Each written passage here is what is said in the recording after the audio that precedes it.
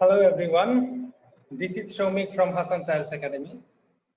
আজকে আপনারা হয়তো আপনারা অনেকেই আমাদের পেজে অথবা আমাদের বিগত পোস্টগুলো দেখে আপনারা জানতে পেরেছেন যে আমরা আজকে একটি লাইভ সেশনের আয়োজন করতে যাচ্ছি IELTS রিডিং এর উপরে। সো যথারীতি আমরা চলে আসলাম আপনাদের সামনে IELTS এর রিডিং সম্পর্কে আলোচনা করার জন্য। সো জয়নিং আস, আমাদের সাথে জয়েন হচ্ছেন আমাদের শ্রদ্ধেয় হাসান স্যার। স্যার কেমন আছেন আপনি? প্রথমে Hi there. Alhamdulillah. I'm quite well, sir. And you? Yeah, not bad actually. Hi dear students. How are you all? Today we are on live sessions in reading section module in IELTS. And as you know, the reading section module is the most hardest part in IELTS reading. Okay, sir. So can you give us some overview about IELTS reading test? Yeah, actually, okay. I'm just going to provide that thing. Basically, আমরা অনেকেই জানি যে হচ্ছে reading সেকশনে হচ্ছে reading যে সেকশনটা বা হচ্ছে রিডিং যে পার্টটা রিডিং মডিউলে আমাদের টোটাল 1 আওয়ার থাকবে এবং সেটা আই থিঙ্ক যেখানে সব যারা জয়েন করেছেন আমাদের সাথে বা জয়েন করবেন এই বিষয়টা অনেকেই সম্ভবত জানেন এবং অনেকের হয়তো অজানা, যারা নতুন বা যারা আইএলটিএস পরীক্ষা দিবেন ভাবছেন এরকম যারা আছেন তাদের জন্য হয়তো সেটা নতুন হতে পারে। সো নতুন পুরাতন যাই হোক, আমি সেই বিষয়টা আবার একটু মনে করিয়ে দিতে যাচ্ছি। সেটা হচ্ছে যে রিডিং, রাইটিং, লিসেনিং এবং স্পিকিং এই 4টা মডিউল নিয়ে মূলত হচ্ছে আমাদের আইএলটিএস এক্সামটা হয়ে থাকে। So in that case reading হচ্ছে স্যার একটু আগে যে বিষয়টা বললেন, মানে খুবই হার্ডেস্ট একটা টপিক বা হার্ডেস্ট একটা মডিউল অ্যাকচুয়ালি অনেক স্টুডেন্টদের জন্য সেটা হয়ে থাকে। বাট এই ক্ষেত্রে আমি যে বিষয়টা বলবো হচ্ছে রিডিং এ হচ্ছে মূলত আপনাদের 1 ঘন্টা সময় থাকবে এবং 1 ঘন্টা সময়ের ভিতরে আপনাকে টোটাল 40 কোয়েশ্চেন্স, আপনাকে 40টা কোয়েশ্চেন্স এর আনসার দিতে হবে এবং সেখানে যথারীতি অন্য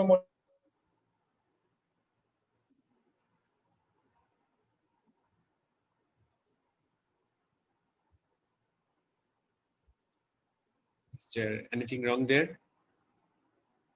Hello? Okay, so dear students, there may be something wrong there in our network error system.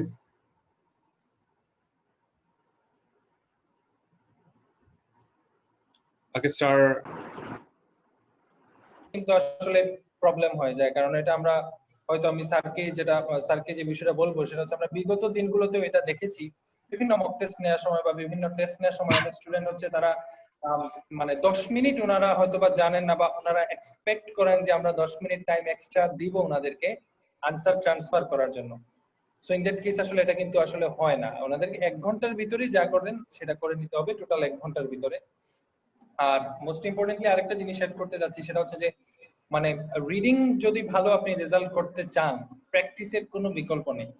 Reading যদি আপনি ভালো রেজাল্ট করতে চান, এট লিস্ট আপনি যদি ধরেন এই 6.5 বা 7 আমি যদি বলি, তাহলে অবভিয়াসলি আপনার মানে ভালোভাবে যদি আপনি প্র্যাকটিস না করেন, প্র্যাকটিক্যালি যদি আপনি প্র্যাকটিসটা না করেন, শুধুমাত্র যদি আপনি মুখস্থ করতে থাকেন অথবা যদি আপনি পড়তেই থাকেন, তাহলে কিন্তু আপনার স্কিলটা বাড়বে না। You have to learn practically so that you can develop your skill so that you can learn something actually। এই বিষয়টা আমি আসলে বলতে চাচ্ছিলাম আপনাদের সামনে।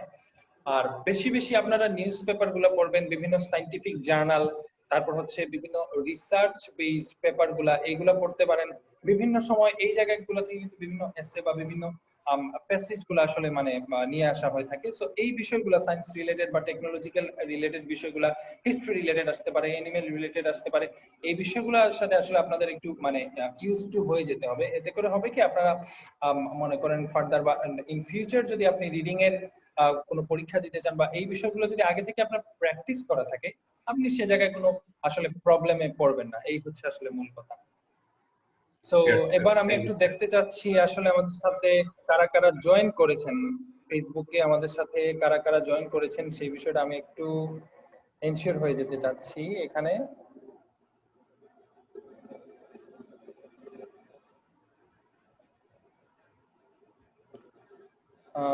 অনেকেই যুক্ত হয়েছেন অলরেডি আমাদের সাথে, অনেকেই আছেন, অনেকে কমেন্ট করেছেন। এখানে আমি দেখতে পাচ্ছি কামরুল আহমেদ, আসসালামু আলাইকুম sir. And our top fan Fabia Chowdhury লিখেছেন আসসালামু আলাইকুম স্যার। এস মুন্না ইসলাম লিখেছেন আসসালামু আলাইকুম। ওকে, আশা রাখছি আপনারা আমাদের সাথে শেষ পর্যন্ত থাকবেন এবং আরেকটা জিনিস আমি এখানে বলতে চাচ্ছি সেটা হচ্ছে যে আপনাদের যদি কোনো প্রবলেম বা যদি মনের ভিতরে কোনো প্রশ্ন থাকে, যেমন লাইক এটা এরকম যে my curious mind wants to know, এরকম যদি কোনো প্রশ্ন থাকে তাহলে অবভিয়াসলি আপনারা সেটা আমাদের সাথে শেয়ার করতে ভুলবেন না। আপনারা আমাদের কমেন্ট বক্সে জানাতে পারেন, আমরা আমাদের we will try our level best to sort out your problem. আপনাদের প্রবলেমটা সর্ট আউট করার জন্য বা সেটা সলভ করার জন্য আমরা আমাদের যথাসাধ্য চেষ্টা করব পুরো লাইভ সেশনটিতে। সো স্যার, আমরা কি আজকে লাইভ সেশনটা শুরু করতে পারি? Sure, আই থিংক sure, আমাদের sir. শুরু Why করা not? উচিত। Why not? Lots of students are joining theirs, and so we are hoping that most others, the rest of the students also join here. Okay. So, okay, sir. Can we start now? হ্যাঁ, yes please. Yeah. And to So share. actually, okay, please sir. Okay, sir. You can ask me questions. Okay, no problem there. What you want to say there? Actually, I have I wanted to say so many things like maximum times and generally I am used to actually face or confront this kind of questions. সব সময় Sure. এই question গুলো আসলে আমরা পেয়ে থাকি বা সব সময় এই কোয়েশ্চেন গুলো আমাদেরকে আপনাকে আমাকে বা অন্যদেরকেও এই বিষয়গুলো ফেস করতে হয়। সো কোয়েশ্চেনে যাওয়ার আগে আমি এর বাইরে একটা প্রশ্ন করতে যাচ্ছি স্যার আপনাকে, সেটা হচ্ছে যে actually we have arranged these live sessions for our students or for our well wishers actually. So the thing is that actually আমাদের এই যে আমরা লাইভ সেশনটা আয়োজন করছি বা আসলে what are the main reasons, আমি জানতে চাচ্ছি যে এই মানে লাইভ সেশনটা করে আসলে মানে মূল কারণটা কি, সেই কারণটা যদি স্যার আপনি একটু আমাকে শেয়ার করতেন আমার সাথে। Actually, the main reason is that for improving students' overall score in IELTS reading test, as you know. So I'm sharing so many things about the teaching methods, students' methods, and so many approaching. These are really so helpful for our student era, for the teaching section as well. Okay, so আমি এটাই বলতে চাই আসলে Thank যে you. দেখুন যে আমরা যে আইএলটিএস যে রিডিং এ আছি বর্তমানে, ঠিক আছে, বেশিরভাগ স্টুডেন্টরা হ্যাঁ, অনেকাংশে দুর্বল থাকে তারা মেইনলি ভোকাবুলারিতে, যেগুলো আমরা পরবর্তীতে আলোচনা করব জি স্টুডেন্টের সাথে। তারপর আরেকটা জিনিস হচ্ছে সেটা হচ্ছে প্যারাফ্রাইজিং। তারা ভালো করে অনেকেই প্যারাফ্রাইজিং করতে পারেন না। অনেকের আবার ভোকাবুলারি কোনো সমস্যা না, মেইন সমস্যা হচ্ছে যে মেইন অর্থটা তুলে আনতে পারেন না। আমি অনেক স্টুডেন্ট পাইছি, জি মানে দেখছি যে তারা অনেক ভালো ইংলিশে, তাদের অনেক ভালো কোয়ালিটি, কিন্তু তাদেরকে যখন একটা প্যারাগ্রাফ আমি দেই, দেওয়ার পর দেখা যাচ্ছে যে ওইটার ওভারঅল যে একটা আইডিয়া আছে, সেই আইডিয়াটা তারা হ্যাঁ, নিতে পারে না। মানে আমি যখন তাদেরকে একটা প্যারাগ্রাফ দিলাম, প্যারাগ্রাফ দিয়ে বললাম যে can you think of the main idea about the paragraph, তখন তারা মানে আমার দিকে এরকম চেয়ে থাকে, মানে কোন একটা কি কথা আমি বললাম, ঠিক আছে। তো এই জিনিসের জন্য দেখা যাচ্ছে যে আমি এখানে কিছু জিনিস অ্যাড করতে চাই, সেটা হচ্ছে যে teaching versus students in IELTS reading test. হ্যাঁ, So I just want to share something about in English. So before we get into the how, I think is useful to look to the why are watching IELTS and what motivates us to become better IELTS teachers. First of all, IELTS teachers, and after this, the method of students. The simple answer might be that yes. they are obliged to teach IELTS lessons by our employers, or perhaps they recognize that some IELTS teaching experience is a valuable commodity in today's IELTS environment. And both of these valid reasons, I started to teach IELTS because it was part of my job. And I trained to become an IELTS examiner like that, because I'm not a IELTS examiner, but I am acting like that I am an IELTS examiner, Yeah. because it is an opportunity for professional development. It was also the chance to earn a bit of extra cash. Okay, but today I am going to share something about the really important for teachers and for the students. We can make real difference in our students' lives. The exam gives us clear objectives and a definite teaching scope. For me, the two factors make IELTS teaching a rewarding and enjoyable experience. Compared to teaching normal English lessons, I feel that I have a clear purposes and that I am honest. I can do more professional job. Hopefully, you already enjoy teaching IELTS. But let me try offer some added motivation by expanding on 2 points above. So the importance of IELTS for our students. I know plenty of teachers, plenty of teachers who dislike teaching exam classes. One reason they give us is that the students are too demanding. So for me, the fact that IELTS know exactly what their objectives are and each number tend to be highly motivated, and they are just looking for a teacher who can guide them in efficient way and professional manner towards the school as they want to need in IELTS school.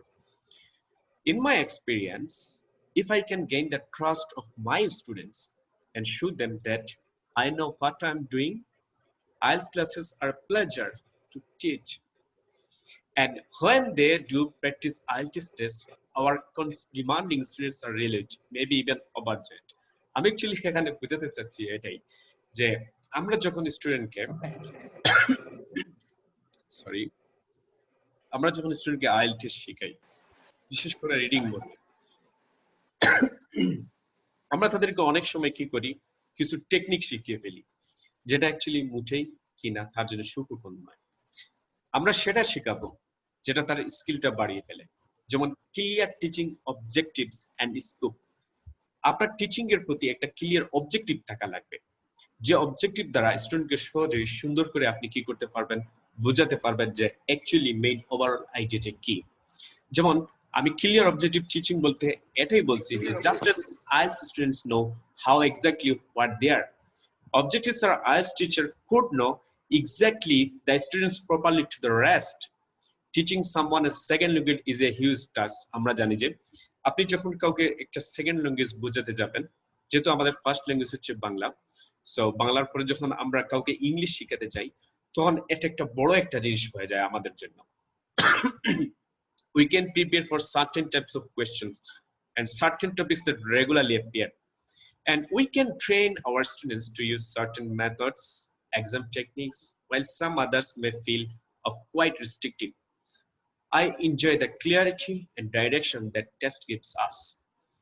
So sir, আমি মনে করি যে আমরা যদি তাদেরকে একটা সুন্দর সিস্টেমে নিয়ে আসতে পারি, যেমন প্রথমে তাদেরকে একটা প্রোটোটাইপ দেওয়া হলো, এবং এই প্রোটোটাইপ দিয়ে যদি আমরা তাদেরকে অত্যন্ত সুন্দর ওয়েতে আমরা এই জিনিসটা তাদের বোঝাতে পারি যে আপনি এই লাইনটা পড়ুন বা আপনি এই প্যারাগ্রাফটা পড়ুন, পরে আপনি সুন্দর একটা প্রোটোটাইপ তৈরি করেন যে এখানে কি আছে এবং কোন জিনিসগুলো দ্বারা আপনি বুঝতে পারছেন যে এটার মেইন আইডিয়াটা কি।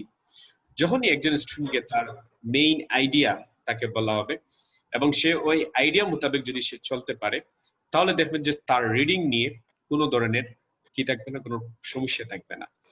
তারপর আমি একটা কথা বলতে চাই যে আমাদের এক্সাম টেকনিক নিয়ে।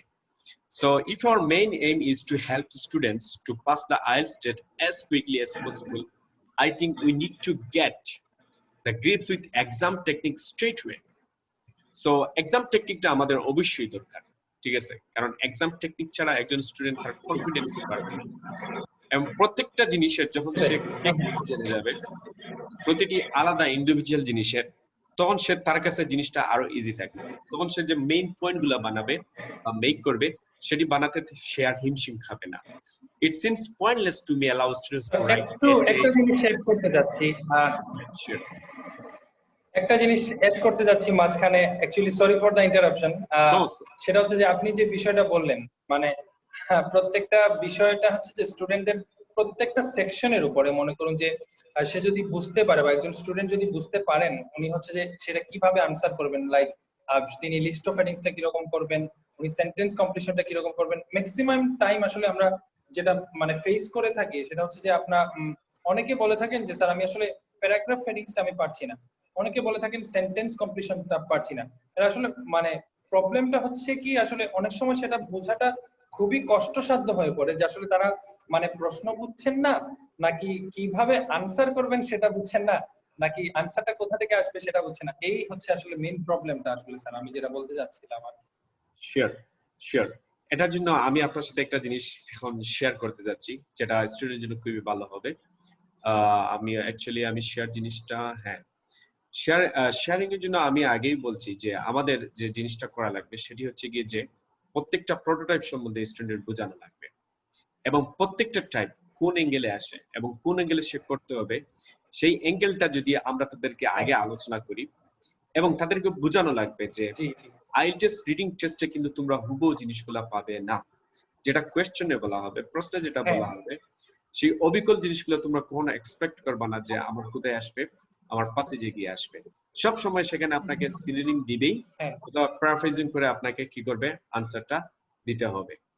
তো যাই হোক, আমি এই মুহূর্তে আপনার সাথে যেটা আলোচনা করতে যাচ্ছি সেটা হচ্ছে যে আমাদের টাইপ গুলা সম্বন্ধে। রিডিং এ প্রধানত যে যে টাইপ গুলা আসে সেটি হচ্ছে যে যেমন প্রথম তো ট্রু ফলস, প্রায় 11টা টাইপস এর মতো আমাদের রিডিং এ আসে। এই 11টা টাইপস আপনাকে স্টুডেন্টকে শেখাতে হবে। যেমন প্রথম যে টাইপ গুলো আমি আলোচনা করব, যেমন true false, not given, yes not given, summary completion, no, table.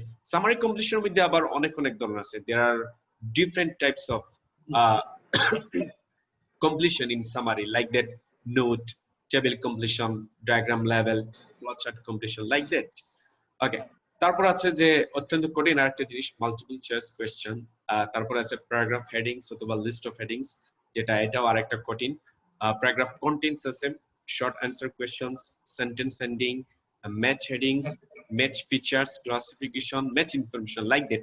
এই যে টোটাল 11টা আমি আপনার সাথে আলোচনা করলাম, সেই 11টা কিন্তু সবসময় আমাদের কোথায় আসে, আমাদের মেইন পরীক্ষায় আসে। তবে হ্যাঁ, এক্সামে আসবে হ্যাঁ মেইন এক্সামে আছে। তবে এই যে 11টা টাইপের মধ্যে কিন্তু সবগুলা টাইপ কিন্তু আসে না, মেইন পরীক্ষায় মাত্র 5 থেকে 7টা টাইপ আসে। তো স্টুডেন্টদেরকে কি করতে হবে, কারণ ও যখন পরীক্ষার দিন বসবে তখন দেখা যাবে যে সে অনেক কিছু টাইপ আছে সে কি করে যায় নাই, প্র্যাকটিস করে যায় নাই। তো প্র্যাকটিস করে না যাওয়ার ফলে তার এমন একটা টাইপ আসছে যেটা তার নিজে সে আগে কখনো করেনি প্র্যাকটিস, এবং এখন তার জন্য নতুন লাগতেছে। এই নতুন লাগানোর জন্য সে তখন দেখা যাবে যে আমি এটা পারতেছি না, এইটা কিভাবে করতে হয়। তারপর আরেকটা সমস্যা হয়, যখন স্টুডেন্টরা দেখা যাচ্ছে যে সে পারে না পরীক্ষায় গিয়ে, ঠিক আছে, he can't do anything or he can't recognize any questions like the different question types, তখনই সে মনে করে যে আমার সব শেষ হয়ে গেছে, ঠিক আছে, আমি যেহেতু এটা পারতেছি না, সো মনে হয় আমি আর এখানে গিয়ে মানে আর দূরে যেতে পারবো না।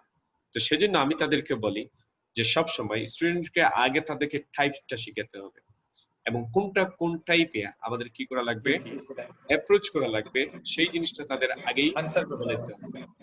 এবং আরেকটা জিনিস আমি বলতে চাই যে যখন স্টুডেন্টরা রিডিং করবে তখন সে ভাববে যে he is a writer, he or she is a writer, মানে সে মানে হ্যাঁ হ্যাঁ হ্যাঁ মনে হচ্ছে যে এটা আমি লিখছি এবং আমি এটা নিজেকে কি করব, আমি নিজেই এটার আনসারটা মেক করব, এবং যেগুলাই দিব আমার মোটামুটি কি হবে, সবগুলাই শুদ্ধ হবে। তো আমি তখন তাদেরকে একটা কথা বলি যে have you ever made on IELTS reading exercise? Perhaps you have taken a paragraph from a newspaper article, from invented few true, false, made a short graph, fall, or text. If you have not done anything like this before, I highly recommend that you try. You try. Okay, sir. So you try. You try. There are several reasons why I think this is a good thing for IELTS teachers, for our students, and the rest of the staff. So by challenging yourself to write your own questions, you will quickly get hang of doing the IELTS writers too. And here is what I think you will discover. IELTS reading is all about paraphrasing. মানে আমরা যখন IELTS এর আমরা যখন answer গুলা করবো বা পাবো, আপনি কিন্তু আগেই বলছি আমি যে কখনো মনে করবেন না যে আপনি হুবহু প্রশ্ন যেটা বলছে হুবহু আপনি কি কোথায় পাবেন, প্যাসেজে পাবেন। যেমন আমি যখন সব বইগুলা প্র্যাকটিস করি, বিশেষ করে কেমব্রিজের বা বাজারের আরো যেগুলো বইগুলো আছে, যখন প্র্যাকটিস করি তখন একটা বই আমার কাছে খুব বেশি মানে হার্ড লাগছিল মানে প্র্যাকটিস করার সময়, সেটা হচ্ছে আইএলটিএস ট্রেইনারের রিডিং সেকশন গুলা। তো আমি আর এখন বলি না যে স্টুডেন্টকে যে এই আইএলটিএস ট্রেইনার থেকে আপনি কি করেন, ওই যে taking some test from IELTS trainer. I never recommend to any students like that, especially for reading section. Okay, তো তারা এত বেশি প্রাফেজিং করছে, আমি ওইটা মানে এখানে গিয়ে থমকে গেছি যে এটা most advance level, most advanced, like that if you want to become a writer, then this book is like for you. Or if you want to be a linguistic, okay, so then the books is really suitable for you. But at this moment I think it is clear what the question writer has done. He or she has simply chosen interesting part of the passage and created a question by paraphrasing it. Essentially, this is how all IELTS reading questions are written, and it's how you'll write your own questions. If you want to make an easy questions, use words from the passage so that's obvious where the answer comes from. So, and if you want to make difficult questions, yes, so find a less obvious way to paraphrase the idea that you are focusing on, and students will have a harder job finding the answer. Actually, আমি ক্লাসে যখন আমার স্টুডেন্টকে আমি অনেক জিনিস দেই, যেমন প্যারাফ্রাইজিং করে, তাদেরকে বলি যে আপনি প্যারাফ্রাইজিং করে কি লিখেন, ওইটা আনসারটা লিখেন, আমাকে লিখে দেন। তখন তারা থমকে দাঁড়ায় এটা যে লাগে যেমন তারা নতুন কোনো ওয়ার্ড পাইছে। এটা অবশ্য আমার স্টুডেন্টের সাথে যেগুলো ঘরে থাকে সেগুলো টু বি অনেস্ট আমি শেয়ার করতেছি। তো আমি তাদেরকে একটা লিস্ট প্যারাফ্রাইজিং একটা কোশ্চেন মানে এড করতে চাচ্ছিলাম, সেটা হচ্ছে যে as you said earlier, একটু আগে যে বিষয়টা বলছিলেন আপনি হচ্ছে ভোকাবুলারি নিয়ে, সেটা হচ্ছে যে আপনার মনে করেন যে প্যারাফ্রেজিং বা এই যে ভোকাবুলারি বিষয়গুলো, যেমন হচ্ছে যে আপনি প্রশ্নে যে বিষয়গুলো পাচ্ছেন এট দ্য সেম টাইম আপনি যদি সেটা যদি প্যাসেজে চলে যান, সো প্যাসেজ এবং প্রশ্নের ভাষা কিন্তু সেম থাকছে না, তাই তো? প্রশ্নের ভাষা এবং মানে মূলত হচ্ছে যে দিন শেষে গেলে দুইটার অর্থ একই দেখা যাবে, কিন্তু হচ্ছে যে এটা মানে এই জায়গার মধ্যে কিন্তু একটা মানে ট্রিক্স খেলছে যে আপনি মানে কতটুকু ধরতে পারছেন বা কতটুকু বুঝতে পারছেন অর্থগুলা, সেটাই তো স্যার অ্যাকচুয়ালি সেটাই আমি বলতে চাচ্ছি। কারণ যে আমি আগে বলছি যে vocabulary মানে IELTS reading test equal to is a vocabulary test, মানে IELTS reading equal to vocabulary, ঠিক আছে? ওকে, এখানে vocabulary এখানে যে মানে কোশ্চেনটা আমার একটা ছিল, সেটা হচ্ছে যে so do you think that is it good for having a vocabulary mindset? Yeah, sure, why not? Okay, just one person call me. Okay, wait a minute, I just want to cut it out. Okay, so vocabulary mindset আমি বলবো যে এটা really একটা important, কারণ আপনার vocabulary mindset অবশ্যই থাকা লাগবে। উইদাউট vocabulary ছাড়া আপনি কতক্ষণ আপনি এগিয়ে যাবেন, সেটাই হচ্ছে মেইন বিষয়। যেমন আমরা যখন বাংলায় কথা বলি, ঠিক আছে, একে অন্যের সাথে, তখন তো অবশ্যই আমরা অনেক vocabulary ওয়ার্ড করি, কিন্তু আমরা বুঝি না আমাদের যে ফার্স্ট ল্যাঙ্গুয়েজ সেটার জন্য আমরা বুঝি না যে আমরা কত ধরনের vocabulary আমরা অ্যাকচুয়ালি ইউজ করতেছি। কিন্তু ইংলিশ যেহেতু সেকেন্ড ল্যাঙ্গুয়েজ, আমাকে শিখতে হয়, ছোটবেলা থেকে আমাদের শিখতে হয় ইংলিশ গুলা। তো এখানে এসে vocabulary একটা মেইন ফ্যাক্টর। যেমন বাংলা ব্যাকরণ আমরা কেউ পড়াই লাগে না, ঠিক আছে, আমরা সবাই বাংলা বুঝি, কিন্তু ইংলিশ আপনাকে কি করতে হবে, মাস্ট বি শিখতে হবে এবং পড়তে হবে। সো এখানে যে বিষয়টা স্যার আমি vocabulary mindset এখন বিষয় এড করব, সেটা হচ্ছে যে মনে করুন যে মানে আপনি যে বিষয়টা বললেন, বাংলার যে বিষয়টা আমাদের ফার্স্ট ল্যাঙ্গুয়েজ মানে আমাদের মাতৃভাষা, যেটা আমাদের মাদার টাং, যে বিষয়টা বললেন বাংলার ব্যাপারে, সো বাংলার ক্ষেত্রে দেখা গেলেও কিন্তু আমাদের অনেক শব্দ কিন্তু আমরা অর্থ জানি না, কিন্তু ব্যবহার করছি বা আমরা প্রতিনিয়ত আমাদের বিভিন্ন বুকসে কিন্তু পাচ্ছি, তাই তো? আর এই ক্ষেত্রে যদি আমি ইংলিশের দিকে চলে আসি বা আইএলটিএস এর দিকে চলে আসি, সেই বিষয়টা কিন্তু মানে অবভিয়াসলি সেই জায়গাটাতে আপনাকে মানে আপনি যদি শুধু মানে কি বলবো, আপনি যদি কোন রকম মানে প্র্যাকটিস ছাড়া বা প্র্যাকটিক্যাল নলেজ ছাড়া মানে আপনি যদি মানে বুকিশ নলেজ মুখস্থ করতেই থাকেন মানে এরকম করলে তো মানে আমি যতটুকু মনে করছি মানে আপনি হয়তোবা at the end of the day you are not going to be a gainer actually এই বিষয়টা। আর আরেকটা হচ্ছে যে এই বিষয়টাকে মানে যথার্থ আপনি গুরুত্ব দিতে হবে, খুবই সেনসিটিভ একটা জায়গা এই সেক্টরটাতে। আপনি মানে মানে এটাকে মানে খুব তুচ্ছ করে দ্যাট মিন্স পুড়িয়ে দিতে পারবেন না, আপনাকে যথেষ্ট কনসাস হতে হবে এবং সেই বিষয়টাতে আপনি অত্যন্ত মানে মাথাটা ঠান্ডা রেখে আপনাকে সেই জায়গায় কাজটা করতে হবে। আপনি প্রশ্ন কমন আসুক বা আপনি কঠিন আসুক, সেই জায়গাটাতে আপনাকে বুঝে অ্যাকচুয়ালি কাজটা করতে হবে, যে বিষয়টা আমি বলতে যাচ্ছিলাম। হ্যাঁ, শিওর স্যার, কারণ আপনি যদি মানে একটা লাইন পড়লেন, আপনি সাপোজ আমরা রিডিং এ একটা বহুল প্রচলিত জিনিস আছে, সেটার নাম হচ্ছে স্কিমিং এবং স্ক্যানিং টেকনিক। তো আমি স্টুডেন্টদের সবসময় বলি যে স্ক্যানিং টেকনিকটা অবলম্বন করার জন্য। আর স্কিমিংটা হচ্ছে যখন আপনি প্রশ্ন পড়বেন, প্রশ্ন পড়ে গিয়ে প্যারাগ্রাফটা পড়বেন, তাহলে আপনার একসাথে স্কিমিংটা হয়ে গেল। এখানে স্কিমিং জিনিসটা যেটা আমি বলবো সেটা হচ্ছে যে বুঝা। স্কিমিং বাংলা অর্থ হচ্ছে যে বুঝা, মানে আপনি কোনো একটা জিনিস পড়ছেন, পড়ে আপনি বলেন তো, মানে আমি বললাম যে একজন স্টুডেন্টকে তুমি এটা পড়ছো, পরে আমাকে বুঝাও যে কি পাইছো, বা মাত্র দুইটা লাইনে আমাকে সারমর্মটা বলো, মানে সামারি বলো। তো সামারি বলার সময় সে দেখা যায় যে এখানে সে এক্সাক্ট ভোকাবুলারি ওয়ার্ড গুলো সে কিন্তু পারে, ইন্ডিভিজুয়াল তাকে যেই ভোকাবুলারি আমি জিজ্ঞেস করি না কেন সেই ভোকাবুলারি গুলা সে পারে। সমস্যা হচ্ছে সে এখন আমাকে সম্পূর্ণ আইডিয়াটা বলতে পারে না, অথবা তার দেখা যাচ্ছে যে এখানে আরো সমস্যা হয়। সেটা হচ্ছে সমস্যা হয় যে কাউকে যদি এটা মোটেও ঠিক না মানে রিডিং এর ক্ষেত্রে। তারপরে বলছি যে আমি মাঝে মাঝে তাদেরকে বলি যে আমাকে বুঝাও তো এই লাইনটা পড়ে কি বুঝছো, মানে বাংলায় অনুবাদ করে বুঝাও।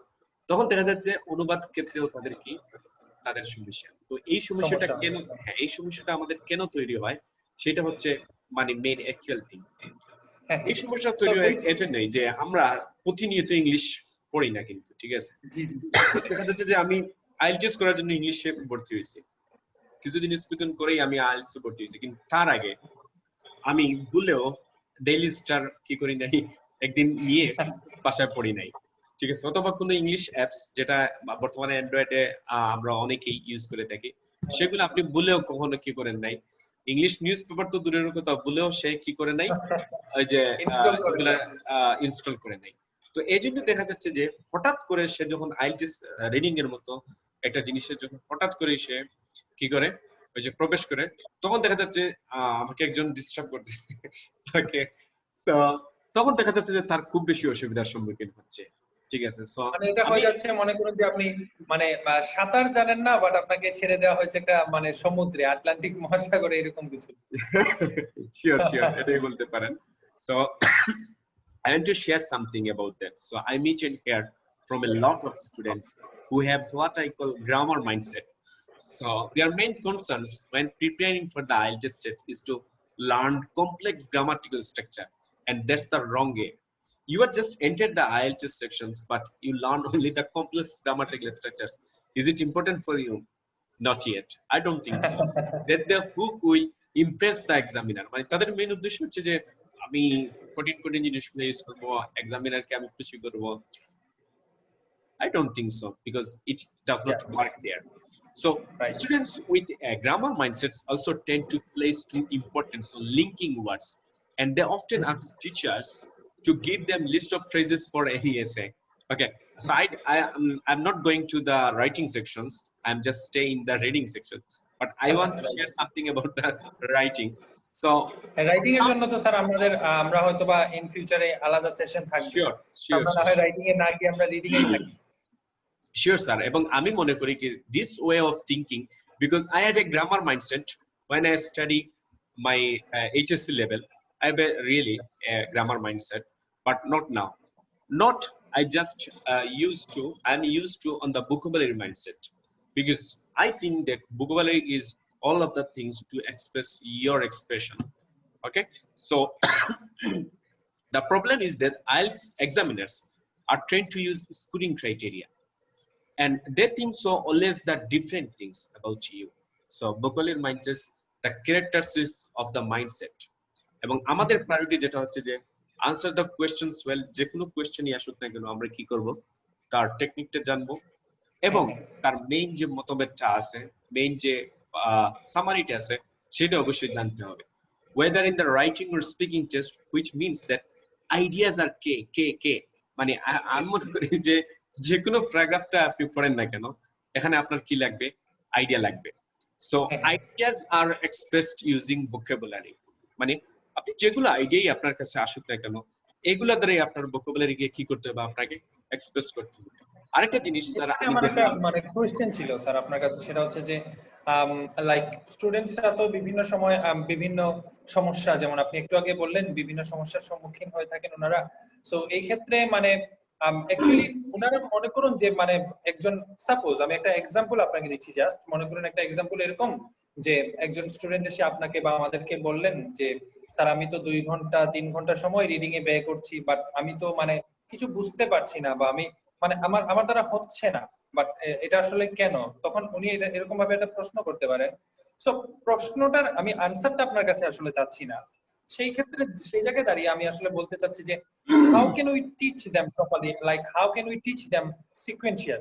অ্যাকচুয়ালি আমি যেটা বলতে চাচ্ছি লাইক স্টেপ বাই স্টেপ মেথডে আমরা কিভাবে ওনাদেরকে সেটা how we can make them understand actually তারা কিভাবে কাভার করতে পারবে। হ্যাঁ, that's a great question, sir. Okay, so এটা শুধু এটা আমারও কথা, স্টুডেন্টস পার্সপেক্টিভ থেকে যদি আমিও বলি সেটা আমার কথা। সো আগে যে জিনিসটা আমাদের ধরতে হবে সেটা হচ্ছে যে ল্যাক অফ আন্ডারস্ট্যান্ডিং, মানে স্টুডেন্টের বেশিরভাগ স্টুডেন্ট আমি যা পাইছি তাদের আন্ডারস্ট্যান্ডিং পাওয়ারটা কম। রাইট। আমরা যেরকম যে আইএলটিএস এর এই বেলায় এসে মুখস্থ কোনো জিনিস কিন্তু চলে না, সেটা আমরা আগেই দেখছি। আপনি যদি মানে স্টেপ বাই স্টেপ প্র্যাকটিস করুন যে কোনো সময়, তাহলে দেখবেন যে মুখস্থ দিয়ে আপনি বেশি দূর যেতে পারবেন না। রাইট, সেটাই। আমি অনেক স্টুডেন্ট দেখেছি যারা আপনার স্কুল কলেজে খুবই ভালো, স্কুলেও ভালো রেজাল্ট, তার এইচএসসি তেও ভালো রেজাল্ট, বা ইউনিভার্সিটিতেও ভালো রেজাল্ট, কিন্তু আইএলটিএস এর বেলায় এসে সে একদম শেষ। ঠিক আছে, অনেক প্রবলেম করে যাচ্ছে। অনেক প্রবলেম, যে সে ভাবতেই পারে না যে সে এরকম রেজাল্ট করবে, মানে সে ভাবতেই পারে না তার উন্নতি কেন হচ্ছে না।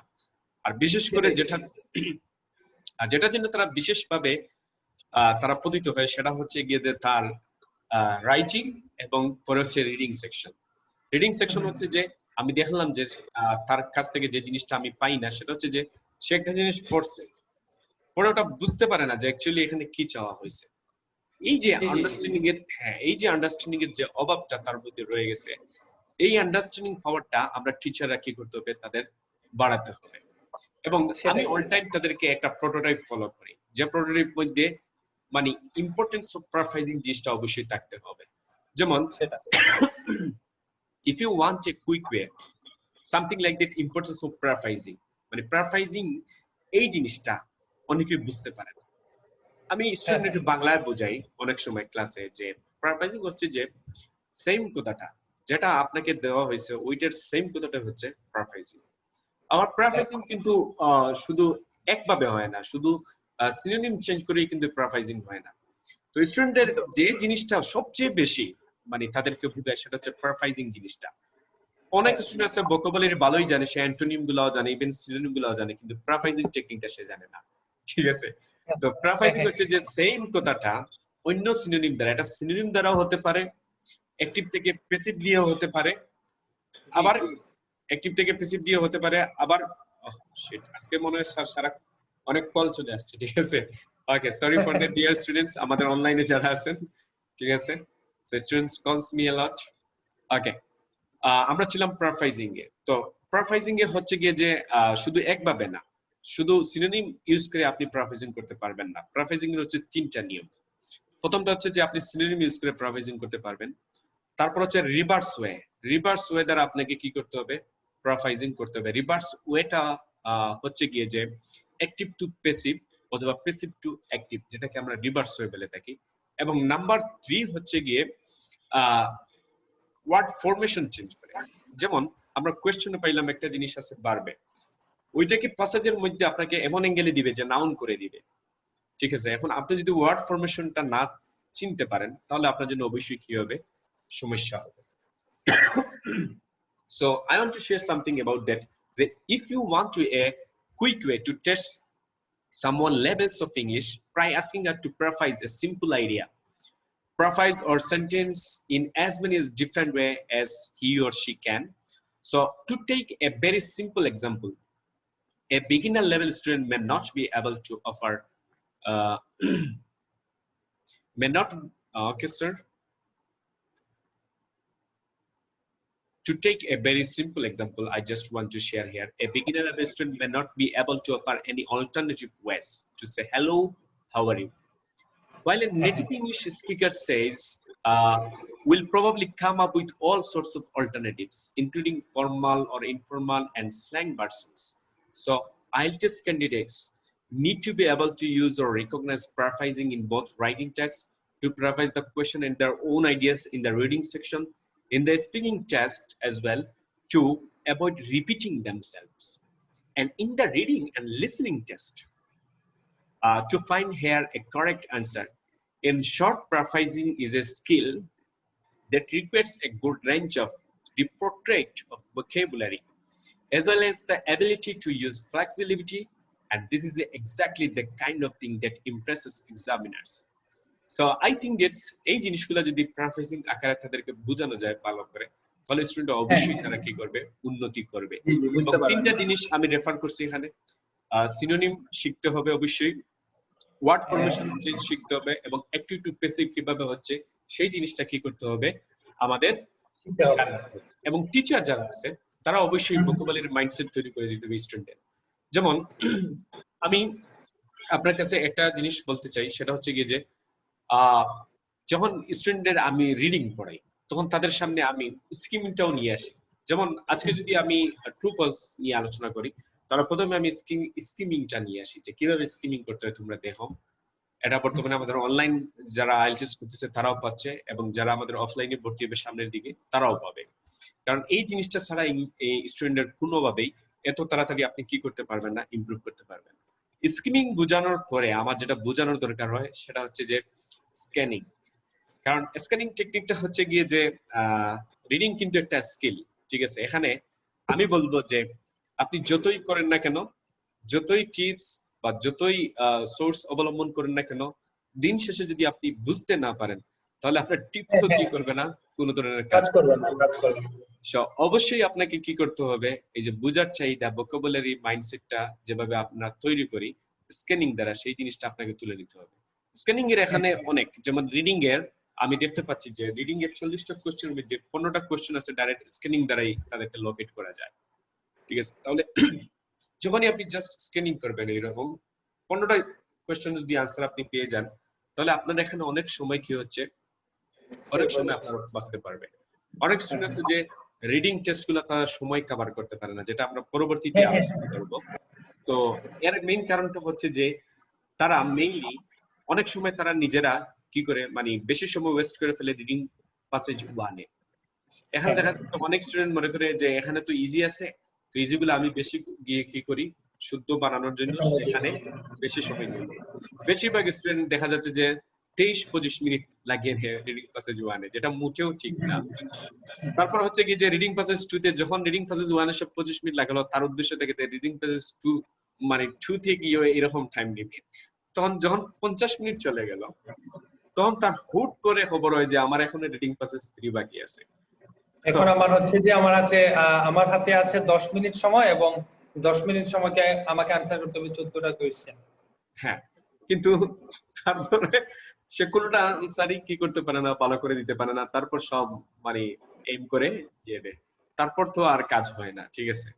তো এইভাবে না, অবশ্যই তাকে রিয়ালিস্টিক ওয়েতে বোঝাতে হবে। স্টুডেন্টকে যতক্ষণ না পর্যন্ত আপনি রিয়ালিস্টিক ওয়েতে আপনি বোঝাচ্ছেন না, ততক্ষণ পর্যন্ত কি আপনার স্কিল বা স্টুডেন্টের স্কিল কখনো বাড়বে না। স্যার আমরা কি চেক করতে পারি কিছু কমেন্ট? হ্যাঁ, আমরা এবারে আমাদের কিছু কমেন্ট পড়া অবশ্যই উচিত, আমাদের দেখা উচিত কোন কমেন্ট এ কোন কোশ্চেন আসলো কিনা। ওকে, ফাবিয়া চাই। Okay, she says both of you are great. Okay, so our top fan, Fabia Chai. Okay, of course, sir. Okay, thank you, Fabia Chai. Okay, so the rest of the students also joining here. Okay, so sir, can we go for another module, please? Okay, yes. So এই জায়গাটাতে sir আমি মানে একটা বিষয় বলতে চাচ্ছিলাম, সেটা হচ্ছে যে টাইম ম্যানেজমেন্টের যে বিষয়টা আপনি বললেন, টাইম ম্যানেজমেন্টের বিষয়ের ক্ষেত্রে সেটা মানে আমি কি আপনাকে টাইম ম্যানেজমেন্ট নিয়ে এখনই প্রশ্ন করব, নাকি সেটার জন্য আমরা পরে আলোচনা? অবশ্যই অবশ্যই স্যার, করেন আপনি। আচ্ছা, সো টাইম ম্যানেজার যে বিষয়টা আপনি বললেন স্যার একটু আগে, এখানে যে বিষয়টা ডেসক্রাইব করলেন, যেমন মনে করুন একজন স্টুডেন্ট 25 মিনিট উনি দিয়ে দিচ্ছেন প্যাসেজ 1 এ, দেন উনি আবার 25 মিনিট দিচ্ছেন প্যাসেজ 2 তে, বাট এট দ্য লাস্ট উনি হচ্ছে যে লাস্টে গিয়ে যখন ওনার হাতে প্যাসেজ 3 রয়ে গেল, ওনার হাতে রয়ে গেল 10 মিনিট সময়, বাট 10 মিনিট সময়ে 14টা কোয়েশ্চেন আনসার করা, it's very difficult, very difficult. So এই জায়গায় আমার কোয়েশ্চেনটা থাকবে আপনার কাছে, সেটা হচ্ছে যে টাইম ম্যানেজমেন্টের ক্ষেত্রে আপনি বেসিক্যালি কোন রুলস গুলো আসলে ফলো করে থাকেন, বা মানে কোন ইনস্ট্রাকশন বা থিওরি গুলো আপনি আমাদের স্টুডেন্টদের জন্য দিবেন, যারা নতুন স্টুডেন্ট আছেন, যারা আইএলটিএস করবেন বা যারা করেছেন এখনো, সেই সময়ের ক্ষেত্রে, সময় ব্যবস্থাপনার ক্ষেত্রে অনেকেই দ্বিধাদ্বন্দ্বে কিন্তু ভোগেন প্রায় সময়। সো ওনাদের ক্ষেত্রে আপনার সাজেশনটা অ্যাকচুয়ালি কি থাকবে? So could you share your suggestion please. Time management actually আমি এটা বলতে চাই যে টাইম ম্যানেজমেন্ট একটা মানে great task in reading module. Time manage আপনাকে নিতেই হবে যদি আপনি ভালো স্কোর করতে চান, 7, 7.5, 8, ইভেন 9, ঠিক আছে। তো আপনি যদি দেখা যাচ্ছে যে টাইম ম্যানেজমেন্ট আপনি করেন নাই, এই যে কিছুক্ষণ আগে বললাম 25-50 নিয়ে নিছেন, তারপর গিয়ে 10 মিনিট কিছুই হলো না। তবে হ্যাঁ, এটা খুব কম স্টুডেন্ট করে থাকে, আমি জানি যে বেশিরভাগ স্টুডেন্ট তারা ভালোই টাইম স্পেন্ড করে থাকে। তো যাই হোক, আমি বলবো যে ব্রিটিশ কাউন্সিল তাদের একটা ব্লগ পোস্টে বলছিল যে কিভাবে আপনি টাইমটা ম্যানেজ করবেন। যে প্রথমটা হচ্ছে 16 মিনিট, তারপরে হচ্ছে 25 মিনিট, প্রথম রিডিং প্যাসেজ 1 হচ্ছে 16 মিনিট, তারপর হচ্ছে যে রিডিং প্যাসেজ 2 এটা নাকি তাদের মধ্যে একটু হার্ড থাকে, 25 মিনিট নিতে হবে। তারপর হচ্ছে রিডিং প্যাসেজ 3 তে নিতে হবে বাকি যত মিনিট থাকবে ততটা, আই মিন 19 মিনিট নিতে হবে, প্রায় 19 মিনিট। হ্যাঁ 19 মিনিট। তো এখানে দেখা যাচ্ছে যে আমি দেখতে পাচ্ছি যে স্টুডেন্ট যদি এই নিয়মটা মেনে, তাহলে তারা দেখা যাচ্ছে যে রিডিং প্যাসেজ 1 সেখানে গিয়ে তারা প্রচুর রাশ হবে, মানে প্রচুর তাড়াহুড়া করবে, তাড়াহুড়া করে যখনই সে আনসার দিতে যাইবে তখনই দেখা যাবে যে অনেক আনসার গুলা রং চলে আসছে, ঠিক আছে। তো এটা মাঝে মাঝে আত্মঘাতী সমস্যা হয় যদি আপনার পূর্ব থেকে রিডিং, প্যারাফ্রাইজিং এগুলোর উপর জ্ঞান না থাকে, আপনি নতুন এসে কি করবেন না, এটা করতে পারবেন না। যেহেতু এ লেভেল এবং ও লেভেল বাংলাদেশের যেগুলো স্টুডেন্ট তারা অবশ্যই ছোটবেলা থেকে কি করে থাকে, ওই যে ইংলিশ পড়ে থাকে, সো তারা মেইন আইডিয়া বুঝতে অসুবিধা হয় না, তাই তাদের জন্য এই টাইমটা ভেরি গুড অ্যাপ্রোচ। বাট যারা আমরা বেশিরভাগ যারা আমরা বাংলা মিডিয়ামের স্টুডেন্টস তাদের জন্য আমি একটু পরেই বলছি যে কি জন্য। দেখেন যে যখন আপনি 16 মিনিট করতে লাগবেন, আর রেস্ট অফ দ্য স্টুডেন্টস জন্য বলছি, তখন আপনি খুব তাড়াহুড়া করবেন, আর তাড়াহুড়া করার ফলে আপনি কি করতে পারবেন না, কিওয়ার্ডস গুলার সিমিলার মিনিং নিয়ে আসতে পারবেন না, প্যারাফ্রাইজিং করতে পারবেন না, এম করে আনসার দিবেন, রং হতে পারে, ঠিক আছে। তো এজন্য আমি বলছি যে সবাই আইএলটিএস এর যে তোমার ডিফল্ট যে টাইমটা দেওয়া আছে, like reading passage 120, reading passage 220 এবং রিডিং প্যাসেজ 320, আমি সব সময় বর্তমানে রেকমেন্ড করি, কারণ আমি যখন প্র্যাকটিস করি একটা রিডিং টেস্ট, তখন আমার কাছে স্টুডেন্ট মেন্টালিটি চলে আসে। সেক্ষেত্রে দেখা যাচ্ছে যে আমি যখন রিডিং প্যাসেজ 1 এর সময় কম দিতে, যদিও রিডিং প্যাসেজ 1 ইজি থাকে, দেওয়ার পরে আমার কনফিডেন্স থাকে কম, তখন আমি ইচ্ছে করলাম যদি আমি 20 মিনিট দিই, ওইটাতে 20 মিনিট দিই এবং বাকিটাতে 20 মিনিট, ঠিক আছে। তাহলে দেখা যাবে কি যে খুব সহজেই আমি সবগুলো আনসার কি করতে কারেক্ট করছি, তখন আমার দেখা যায় 30টা, 32, 33, 35 এরকম হচ্ছে, ঠিক আছে।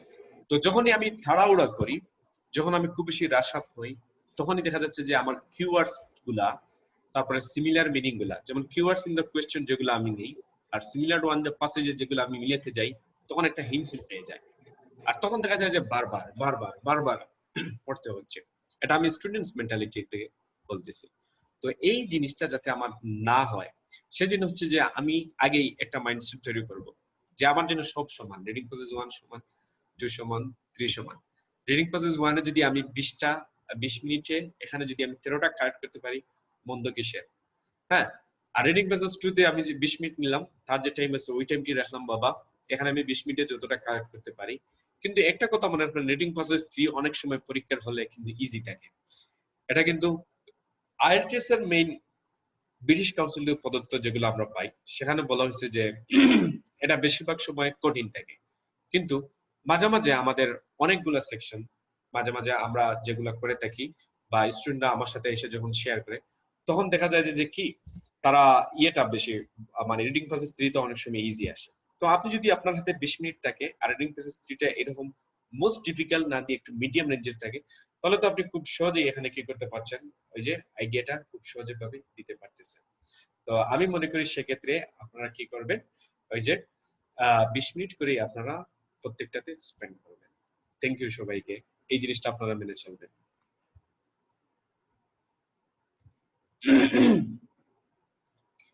ওকে, সো আমরা আরেকটু কমেন্ট চেক করব আমাদের স্টুডেন্টের কাছ থেকে।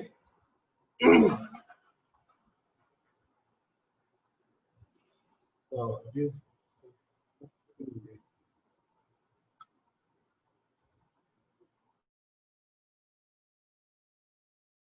ওকে সো ডিয়ার স্টুডেন্টস, হ্যাঁ আমরা মনে হয় একটু আমাদের একটু প্রবলেম হচ্ছে এর মধ্যে। আমরা এখানে দেখতে পাচ্ছি যে আমাদেরকে অনেকেই দেখতে পাচ্ছেন। এস মুন্না ইসলাম স্যার, আসসালামু আলাইকুম। ওয়ালাইকুম আসসালাম।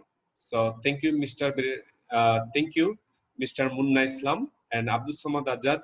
হ্যাঁ আসসালামু আলাইকুম স্যার। ওয়ালাইকুম আসসালাম, থ্যাংক ইউ।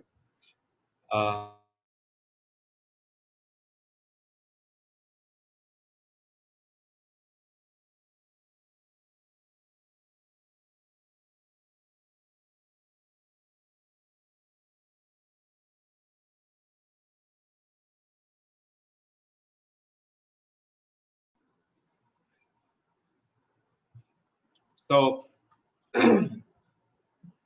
সবাইকে আবারও বলতে চাচ্ছি যে আমরা আমাদের সেশনে আমরা চলে আসছি। আমি এখন আপনাদের সামনে কিছু জিনিস আলোচনা করব, সেটা হচ্ছে যে আমাদের আইএলটিএস মাল্টিপল চয়েস কোশ্চেন সম্বন্ধে নিয়ে আমরা আলোচনা করব। সো সেখানে হচ্ছে যে মাল্টিপল চয়েস কোশ্চেন গুলা অল টাইম আমাদের কি করে অল টাইম আমাদের কাছে একটু কঠিন মনে হয়, ঠিক আছে, বিশেষ করে আইএলটিএস রিডিং টেস্টে। তো আমরা এখন দেখতে পাচ্ছি যে আমাদের স্যার মনে হয় একটু উনি টেকনিক্যাল এররে আছেন। তো যাই হোক, আমি এটা এখন আমি কন্টাক্ট করব, ঠিক আছে। তো সো ডিয়ার স্টুডেন্টস, আসেন যে আমি আপনাদের সাথে শেয়ার করি something like that about our multiple choice questions in reading section, as most of you are having difficulty on multiple choice question in reading section. Okay, so আসেন যে multiple choice in reading এবং listening সেকশনে উভয় সেকশনে অনেক প্রকার আমাদের পীড়াদায়ক, ঠিক আছে। সো এই পীড়াদায়ক কোশ্চেন গুলো অবশ্যই আমাদেরকে সঠিক সহজভাবে কি করতে হবে, অ্যাপ্রোচ নিতে হবে। এবং আমি মনে করি যে মাল্টিপল চয়েস কোশ্চেনের প্রশ্নটা বোঝা হচ্ছে মেইন। আপনি যদি কোনো প্রশ্ন না বুঝেন এবং সঠিকভাবে যদি আপনি প্রশ্ন বুঝতে না পারেন, তাহলে আপনার কি হবে, একটু সমস্যা হবে। So IELTS students tend to find multiple choice questions difficult in the reading test and especially in the listening test. I think it's worth working on this type of questions using examples from both the reading. Okay, so both the reading and listening test together. In other words, I'm recommending that you merge reading and listening preparation just for the multiple choice question type. I teach all other aspects of reading and listening separately. আমি যখন listening এ স্টুডেন্টের multiple choice question গুলো বুঝাই, তখন অবশ্যই তাদের এরকম একটা মাইন্ডসেট তৈরি করি যে আপনাকে কিভাবে কোনটা আগে নিতে হবে এবং কোনটা বুঝতে হবে। So this is special case I think. So এখন আমি বলবো যে why multiple choice is tricky. Multiple choice কোশ্চেনটা কেন আমাদের কাছে ট্রিকি মনে হয়, সেই জিনিসটা আমি এখন বলবো যে there is a lot more information to read and perhaps 3 or 4 choices. মানে আমাদের যদি রিডিং সেকশনে আমরা দেখি, তাহলে এখানে এ বি সি ডি চারটা কি থাকে, আপনার চয়েস থাকে। আর সেক্ষেত্রে লিসেনিং এ এ বি সি তিনটা চয়েস গুলা থাকে। So this is a big problem in the listening test and the reading test in particularly. So number 2, আমি যেটা বলতে চাই, this choices may appear to be very similar. মাঝে মাঝে দেখা যায় যে তিনটা যদি লিসেনিং সেকশনে এগুলা মাঝে মাঝে দেখা যায় যে সবগুলারই আনসার সে বলে। ইভেন রিডিং সেকশনে দেখা যাচ্ছে যে এ বি সি ডি চারটার কোথায় আসছে, আপনি কোনটা আনসারে লিখবেন, মানে কোন জিনিসটা আপনি আনসারে লিখবেন সেটাই মেইন হয়ে যায়।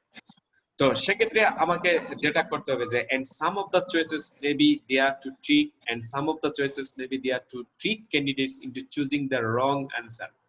অনেক সময় স্টুডেন্টরা দেখা যায় যে এটার কথা হুবহু বলছে, সে আনসার দিয়ে দেয়, এবং আনসার দিয়ে দেওয়ার ফলে যে জিনিসটা ঘটে থাকে সেটা হচ্ছে যে ওইটাই রং, মানে সে ট্রাপে পড়ে গেছে। ট্রাপ মানে আপনার সাথে সে ট্রাপ খেলছে, মানে যে প্রশ্ন যারা করছে ট্রাপ খেলছে। তো এর কারণটা হচ্ছে যে কেন এই কারণটা হচ্ছে আমি একটু পরে বুঝাচ্ছি যে আমি ট্রাপে কেন পড়ে যাচ্ছি। The key to answer multiple choice questions is to identify the difference between each choice, each possible answer. If students are unable to see the difference, মানে সে যদি বুঝতে পারে না ডিফারেন্সেস, সেগুলোকে ডিস্ট্রাক্টর বলে। যেমন এ বি সি ডি, এখান থেকে একটা মাত্র সঠিক এবং বাকি তিনটা সঠিক নয়। এই বাকি তিনটা হচ্ছে ডিস্ট্রাক্টর। ডিস্ট্রাক্টর মানে হচ্ছে যে আপনাকে ট্র্যাপে ফেলার জন্য, গর্তে ফেলার জন্য, এটা হচ্ছে একটা কি নিয়ম। আপনি মানে ট্র্যাপে পড়ে যদি ওইটা দিয়ে দেন আনসার, আপনাকে তারা ভুল করাবে। So আমি আগেই বলছি যে if students are unable to see the difference between choices, example like us that can't identify the difference between choice A and choice B, there is little chance that they will get the correct answer. So identifying differences is the first thing to work on when to tackle a multiple choice exercise with your students and like me, the teachers. So আমি এখন আপনাদের সাথে কিছু share করব যে কিছু step আছে, যে স্টেপগুলো আমরা যদি নেই তাহলে সঠিক সুন্দরভাবে আমরা যদি অ্যাপ্লাই করতে পারি, তাহলে দেখবেন যে আপনি খুব ইজিলি কি করতে পারতেছেন মাল্টিপল চয়েস কোশ্চেন গুলা লিসেনিং এ এবং reading a sorry so reading a ব্যাপারটা হচ্ছে যে রিডিং এ আপনি 6টা মাল্টিপল চয়েস কোশ্চেন পাবেন, কখনো 10টা মাল্টিপল চয়েস কোশ্চেন পাবেন। মাল্টিপল চয়েস কোশ্চেন কেবলমাত্র এ বি সি ডি দিয়ে আসে না কেন, মাল্টিপল সিলেকশনটাও আসে। মাল্টিপল সিলেকশনটা এভাবে আসতে পারে যেমন which 5 things are described writers in the passage in the reading passage 2, মানে ফার্স্টটা জিনিস আপনাকে বলবে এ থেকে এইচ পর্যন্ত 10টা দিবে, 10টা থেকে আপনি 5টা সিলেক্ট করতে হবে, এটাকে বলে কিন্তু মাল্টিপল সিলেকশন। তো এই টাইপের কোশ্চেনগুলা মাল্টিপল চয়েস কোশ্চেন থেকে এই টাইপের কোশ্চেনগুলা আরো বেশি ট্রিকি থাকে। আবার লিসেনিং এও বলবে which 3 things are listening from the listening test, এরকম বলতে পারে। So which 3 things are described in this test, এরকম বলে আপনাকে হয়তো 7টা চুজ দিবে, 7টা থেকে বলবে 4টা আপনি চুজ করেন, 3টা ডিস্ট্রাক্টর। তখন দেখা যায় যে কোনটার সাথে এগ্রি হচ্ছে কোনটার সাথে ডিসএগ্রি হচ্ছে আমরা বুঝতে পারছি না, রং আনসার করতেছি। ঠিক আছে। অনেক সময় স্যার যে প্রবলেমটা হয়, যেমন আমরা বিভিন্ন সময় আমাদের কেয়ার বেচে বা আমাদের আইএলটিএস কেয়ার বেচে আমরা যে প্রবলেমটা ফেস করি সেটা হচ্ছে আমাদের যে বই থেকে আমরা প্র্যাকটিস করাই সেখানে কিন্তু মানে যে আপনি যে মাল্টিপল সিলেকশন যে বিষয়টা বললেন সেটা কিন্তু অনেকগুলা মানে সেট বা অনেকগুলা প্রশ্ন রয়েছে। তো সেই ক্ষেত্রে কিন্তু আমরা বিভিন্ন সময় বা বিভিন্ন প্রশ্নের সম্মুখীন হই, এইটা যে হচ্ছে যে আপনার এখানে তো স্যার দেওয়া আছে 10টা, সো আমি মানে কিভাবে 5টা করব, মানে এটা কি? সো এক্ষেত্রে আমরা যেটা বলে থাকি যে এখানে আপনি কি মনে করেন যে আপনার মানে আমার ইচ্ছা হলো আমি নিয়ে নিলাম হচ্ছে A B C D G H এরকম ভাবে 5টা, এরকম এরকম কিছু কি? আসলে এই জায়গা থেকে আমি যে যে মানে আসল বা ফ্যাকচুয়াল বা মানে হচ্ছে যেটা আমার লজিক্যাল যে 5টা হবে সেই 5টা আসলে মানে ফাইন্ড আউট করার জন্য, সেই 5টা অথেন্টিক আনসার ফাইন্ড আউট করার জন্য আমার মানে কিভাবে ফাইন্ড আউট করলে বা কিভাবে আসলে খুঁজলে বা বুঝলে আমাদের জন্য মানে এটা অনেক ইজিয়েস্ট হয়ে যাবে, যদি স্যার কাইন্ডলি এই বিষয়টা একটু এক্সপ্লেইন করতেন। ওকে স্যার, সুন্দর। যেটা আমাদের ফিড করছে আমরা এটা করে থাকি স্টুডেন্টদের, যে আসলে এখানে বলছে 5টা জিনিস আপনি খুঁজে বের করবেন, ঠিক আছে, কিন্তু আপনাকে ডিস্ট্রাক্টর হিসেবে আরো 5টা দেওয়া, 10টা দেওয়া। এখন 10টার মধ্যে 5টা বের করা কিন্তু অবশ্যই একটা কঠিন কিছু স্টুডেন্টের জন্য, যে কারোর জন্য। তখন এই ক্ষেত্রে আপনি কিভাবে করবেন? এই ক্ষেত্রে স্যার যে জিনিসটা ধরতে হবে রিডিং এর ক্ষেত্রে আমি বলি, যখন আপনাকে বলতে যে 5টা জিনিস আপনি খুঁজে বের করুন প্যাসেজ থেকে, তখন কিন্তু প্যাসেজের এ টু জেড পর্যন্ত আপনাকে কি করতে হবে? পড়তে হবে। এটা নির্দিষ্ট কোনো প্যারাগ্রাফ থেকে আসবে না যে ওই B number paragraph C number D number থেকে আসবে, সেটা কিন্তু না। এটা হচ্ছে যে এই টাইপের যে মাল্টিপল সিলেকশন টাইপের যে কোয়েশ্চেন গুলা স্টুডেন্টরা পাবে গিয়ে এক্সামে, সেই এক্সাম গুলা রিডিং সেকশনের ক্ষেত্রে আমি বলছি যে সেই কোয়েশ্চেন গুলা তারা পরে করতে হবে। পরে করতে হবে আই মিন আগে যেগুলো টাইপ আছে, যেমন আগে যদি এটার ট্রু ফলস থেকে থাকে বা ফিল ইন দ্য গ্যাপস অথবা অন্য যে কোনো টাইপ দেওয়া থাকলে ওইগুলো আগে করবে। ওইগুলো আগে করার ফলে দেখা যাবে যে সে অনেকগুলা কি করেছে, প্যারাগ্রাফ পড়ে ফেলছে। যে রিডিং প্যাসেজে আসছে সে ওই রিডিং প্যাসেজের অনেকগুলো প্যারাগ্রাফ সে পড়ে ফেলেছে, এখন তার অনেকগুলো প্যারাগ্রাফ জানা। এবং স্টুডেন্টের আরেকটা জিনিস, সে যদি হাই স্কোর পেতে হয় তাহলে যেটা করতে হবে, প্রত্যেকটা যে প্যারাগ্রাফ আগে পড়ছে বা আগে এইগুলা কি করছে, ওইখান থেকে ট্রু ফলস করছে, ফিল ইন দ্য গ্যাপস করছে, ঠিক আছে, তো ওইখান থেকে সে ওভারঅল আইডিয়াটা বুঝে নিতে হবে। প্রত্যেকটা প্যারাগ্রাফের কি করতে হবে, তাকে ওভারঅল আইডিয়া বুঝতে হবে। এবং এই ওভারঅল আইডিয়া যখন সে বুঝবে এবং পাশে লিখে থাকবে যে এটার আইডিয়া এইটা নিয়ে আলোচনা করছিল, তখন গিয়ে সে মাল্টিপল সিলেকশন গিয়ে মিলাবে যে আমি ওই প্যারাগ্রাফটা পড়ছিলাম, ওই প্যারাগ্রাফে ওইটা আইডিয়া নিয়ে পড়ছিল, ওইটার সাথে কি ওইটা মিল আছে, যদি মিল পায় তাহলে ওটা দিবে আনসার। আর যদি এই সম্বন্ধে কোনো কথাবার্তা বলা না হয় তাহলে ওইটা তার কি হবে না, আনসার হবে না।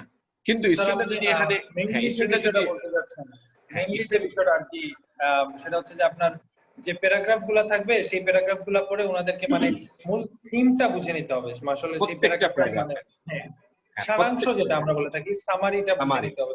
সামারি গুলো এখানে যদি সে একটা জিনিস এখানে সে যদি ভুল করে যে জি কিওয়ার্ডস বাই কিওয়ার্ডস যদি ধরে ধরে মিলাতে চায় তাহলে একটাতে তার 1 ঘন্টা চলে যাবে, ঠিক আছে, তখন এগুলা খুঁজতে খুঁজতে সে হয়রান হয়ে যাবে, ঠিক আছে। এর কারণে এই কোশ্চেন টাইপের মাল্টিপল সিলেকশন যেগুলাই পাবে ওইগুলা ওই রিডিং প্যাসেজের সবার শেষে করতে হবে। যেমন 20 মিনিটে সে 13 মিনিটে ওইগুলা শেষ করতে হবে, বাকি 7 মিনিট রাখতে হবে ওইটা বোঝার জন্য, পরে ওইগুলা এ টু জেড পড়ার পরে গিয়ে ওইটা করবে। এটাই হচ্ছে আমার তাদের প্রতি বেস্ট অ্যাডভাইস, যেটা আমরা আমাদের পেইড কোর্সগুলো ভিআইপি আইএলটিএস প্রোগ্রামে যেটা আমরা বলে থাকি স্টুডেন্টদের, সেই জিনিসটা।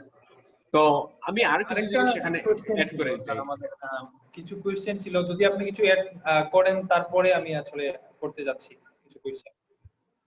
হ্যাঁ, এখানে বলেন স্যার। হ্যাঁ, কোশ্চেন করেন। আচ্ছা, কোশ্চেন আমার যেটা ছিল সেটা হচ্ছে যে আপনি এত সময় পর্যন্ত যে বিষয়গুলো বললেন, যেমন হচ্ছে আপনি ট্রু ফলস নট গিভেন বা হচ্ছে বিভিন্ন মানে আপনি আলোচনা করেছেন হচ্ছে মাল্টিপল চয়েস নিয়ে, তারপর অন্যান্য যে মেথডস গুলো আছে সেইগুলো নিয়ে আলোচনা করেছেন। এন্ড প্রথম ভেরি ফার্স্ট অফ অল আপনি যে বিষয়গুলো বলেছিলেন সেটা হচ্ছে যে আমাদের কোয়েশ্চেন টাইপস গুলা। সো এর মধ্যে মানে আমরা প্রায় সময় একটা টাইপ আমরা পেয়ে থাকি প্রায় সবগুলা টেস্টেই, সেটা হচ্ছে যে আপনার প্যারাগ্রাফ হেডিংস। ঠিক আছে? সো প্যারাগ্রাফ হেডিংসটাকে আপনার কাছে আমার দুইটা প্রশ্ন থাকবে, সেটা হচ্ছে যে সেই প্যারাগ্রাফ হেডিংসটাকে কি অন্য কোনো নামে বা অন্য কোনো ইয়েতে কি মানে পরীক্ষায় আসতে পারে? এবং আমার another question is that I would like to say you something like could you describe some techniques about paragraph headings, please? Okay sir, paragraph হেডিংসটা আমি একটু মানে আমি কিছু স্টেপ বলার বাকি রয়ে গেছিল ওই যে মাল্টিপল চয়েস কোশ্চেনে। জি জি জি জি, স্টেপগুলো বলে আমি প্যারাগ্রাফ হেডিংস সম্বন্ধে কথা বলবো। হ্যাঁ হ্যাঁ হ্যাঁ, শিওর শিওর শিওর। তো আমি যে কিছু জিনিস আপনার সাথে শেয়ার করতে চাই, এটা খুবই হ্যাঁ হ্যাঁ কনফিডেন্সিয়াল ফর স্টুডেন্টস, ঠিক আছে, এবং very essential for them. So আমি বলতে চাই যে মাল্টিপল চয়েস কোয়েশ্চেন এর ক্ষেত্রে take the first questions of any multiple choice question exercise reading অথবা লিসেনিং। মানে প্রথমে কোয়েশ্চেনটাকে আপনাকে যেতে হবে এবং ask students to read the question statement, মানে আপনাকে স্টেটমেন্টটা পড়ে নিতে হবে, নট দ্য আনসার চয়েস, মানে আনসার আপনি চয়েস করবেন না, and underline the keywords that they think they will need to search for listen for. হ্যাঁ হ্যাঁ। এবং after that I just want to say that comes the important step. Now I just described the important step. Ask students to identify a clear difference between each of the answer choices. And the number 4 is help students to underline the minimum number of keywords, just 1 or 2 in each answer choice if possible. আমি দেখতে পাচ্ছি যে অনেক স্টুডেন্টসরা keywords টেকনিকটা ভালো করে জানে না, কিভাবে কোন কিওয়ার্ডসটা ধরে নিতে হবে, ঠিক আছে, কোন কিওয়ার্ডসটা আমার জন্য রাইট কিওয়ার্ডস হবে এবং আমি কোন কিওয়ার্ডস ধরবো সেইটা স্টুডেন্টরা বেশি জিজ্ঞেস করে থাকে। জি জি, এটা অবশ্যই আমরা ভিআইপি আইএলটিএস প্রোগ্রাম স্টুডেন্ট শিখিয়ে দেয় যে কোনটা আপনার কিওয়ার্ডস হবে অ্যাকচুয়ালি, ঠিক আছে। তো help students to underline the minimum number of keywords, just 1 or 2, আপনি একটা অথবা দুইটা ধরতে পারেন, যদি একটা ধরেন সেটাই যেন মেইন হয়, ঠিক আছে, সেই জিনিসটা আপনার কি করতে হবে, খেয়াল রাখতে হবে। The keyword should be the words that make each choice different. So sir আমি মনে করি যে তারা যদি কিওয়ার্ডস ধরে এবং কিওয়ার্ডস ধরে সিমিলার কিওয়ার্ডস গুলো যদি স্টুডেন্টরা প্যাসেজ থেকে খুঁজে বের করে এবং সেই অঞ্চলগুলো যদি সতর্কতার সহিত পড়ে এসে যদি চয়েস গুলোর সাথে মিলিয়ে এখান থেকে তাদেরকে যে ডিস্ট্রাক্টর গুলো আছে সেগুলো এলিমিনেট করতে হবে, মানে দূরে নিতে হবে এবং রাইট আনসার গুলো এখান থেকে কি করতে হবে, তুলে নিতে হবে। ফাইন্ড আউট করতে হবে। তাহলেই মাল্টিপল চয়েস কোশ্চেনে উনি কি করতে পারবেন, ভালো করতে পারবেন। আদারওয়াইজ কোনো টেকনিক বা অন্য জিনিস, এই সিম্পল জিনিসগুলো যদি মাথায় না রাখেন তাহলে কি হবে না, ওনার জন্য কাজ হবে না। সো আমি আরেকটা জিনিস বলতে চাই যে কিছু আরো টিপস আমি দিতে চাই মাল্টিপল চয়েস কোশ্চেন সম্বন্ধে। These tips are essentials for both reading and listening learning. Okay, so first talk about the problem. স্টুডেন্টের সাথে তাদের প্রবলেম গুলো আলোচনা করতে হবে যে আসলে আপনার সমস্যাটা কি, মানে কেন আপনি বুঝতে পারতেছেন না, কোন সমস্যার জন্য আপনি এটা পারতেছেন না, আপনার মাথায় কেন কাজ করতেছে না, ঠিক আছে। So if our students tell like that and find multiple choice questions particularly difficult, ask them to explain exactly why. I think it's important for students to have a precise idea rather than a vague idea of what it is causing them to decrease their mark and score and what causing them to struggle in multiple choice questions. Only then can we match specific solution to those specific problems. Try to get students to see there are just two main difficulties: a lot of information to read and similar confusing cities. See, I think that's are the real one. যখন আপনি তাকে বলছেন তোমার প্রবলেমটা কি এবং আমাকে খুলে বলবেন কোন জিনিসে আপনার প্রবলেম বেশি পড়তেছেন, কেন পাইতেছেন না, শেয়ার করুন আমার সাথে। এই জিনিসটা আমি বেশিরভাগ স্টুডেন্টের সাথে করে থাকি। তারপর হচ্ছে যে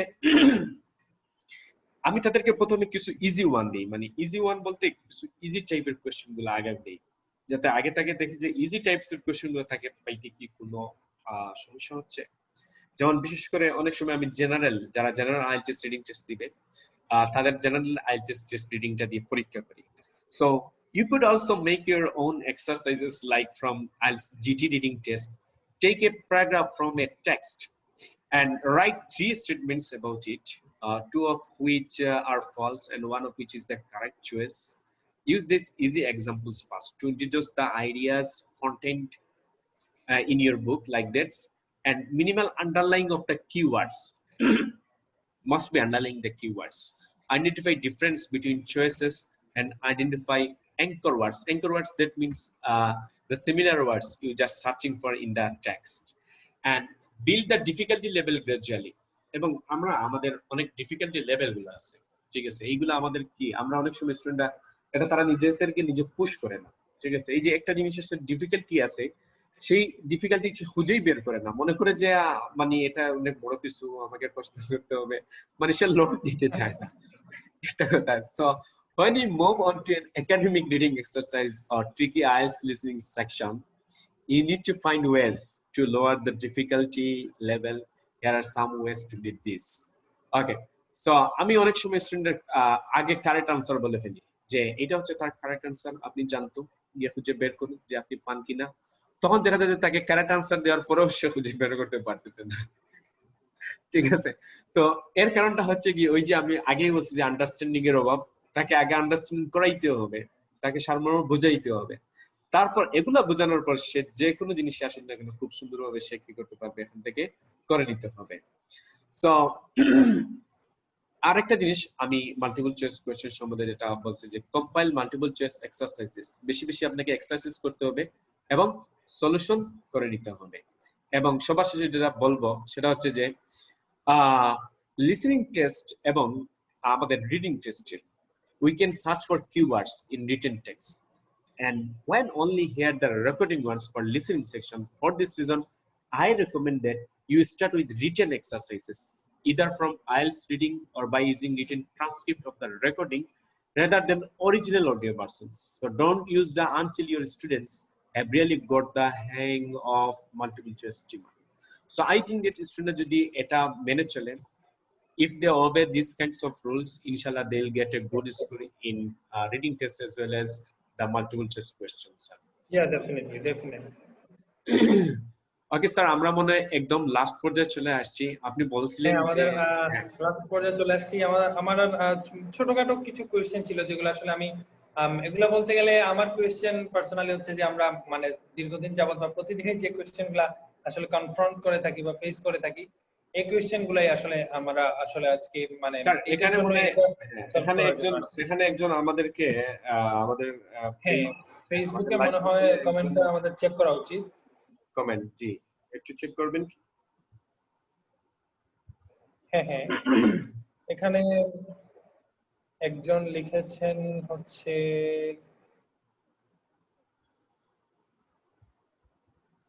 এখানে আমাদের কমেন্টে একজন লিখেছেন হচ্ছে আপনার sir what do we need to do for increasing vocabulary? হ্যাঁ, জামাল আহমেদ লিখছেন, আসসালামু আলাইকুম sir, thanks for valuable tips. ওয়ালাইকুম আসসালাম মিস্টার জামাল আহমেদ, আপনি মনে হয় সামনে পরীক্ষা দিয়ে দিবেন, ঠিক আছে? ওকে, তাহলে ভালো করে আপনি সবগুলা মডিউলের জন্য অবশ্যই প্র্যাকটিস শুরু করুন ইনশাআল্লাহ, আর আসবেন অফিসে, দেখা হবে। ওকে, so Fabia Chai, both of you are great. Okay, thank you Fabia Chai. Okay, so Didarul Islam, is it necessary to read all the option like ABC in MCQ section for listening modules? হ্যাঁ, এটা হচ্ছে যে mister Didarul Islam, thank you for your valuable comment in the comment below sections on our Facebook page. So actually আমি দুইভাবে student শিখিয়ে থাকি।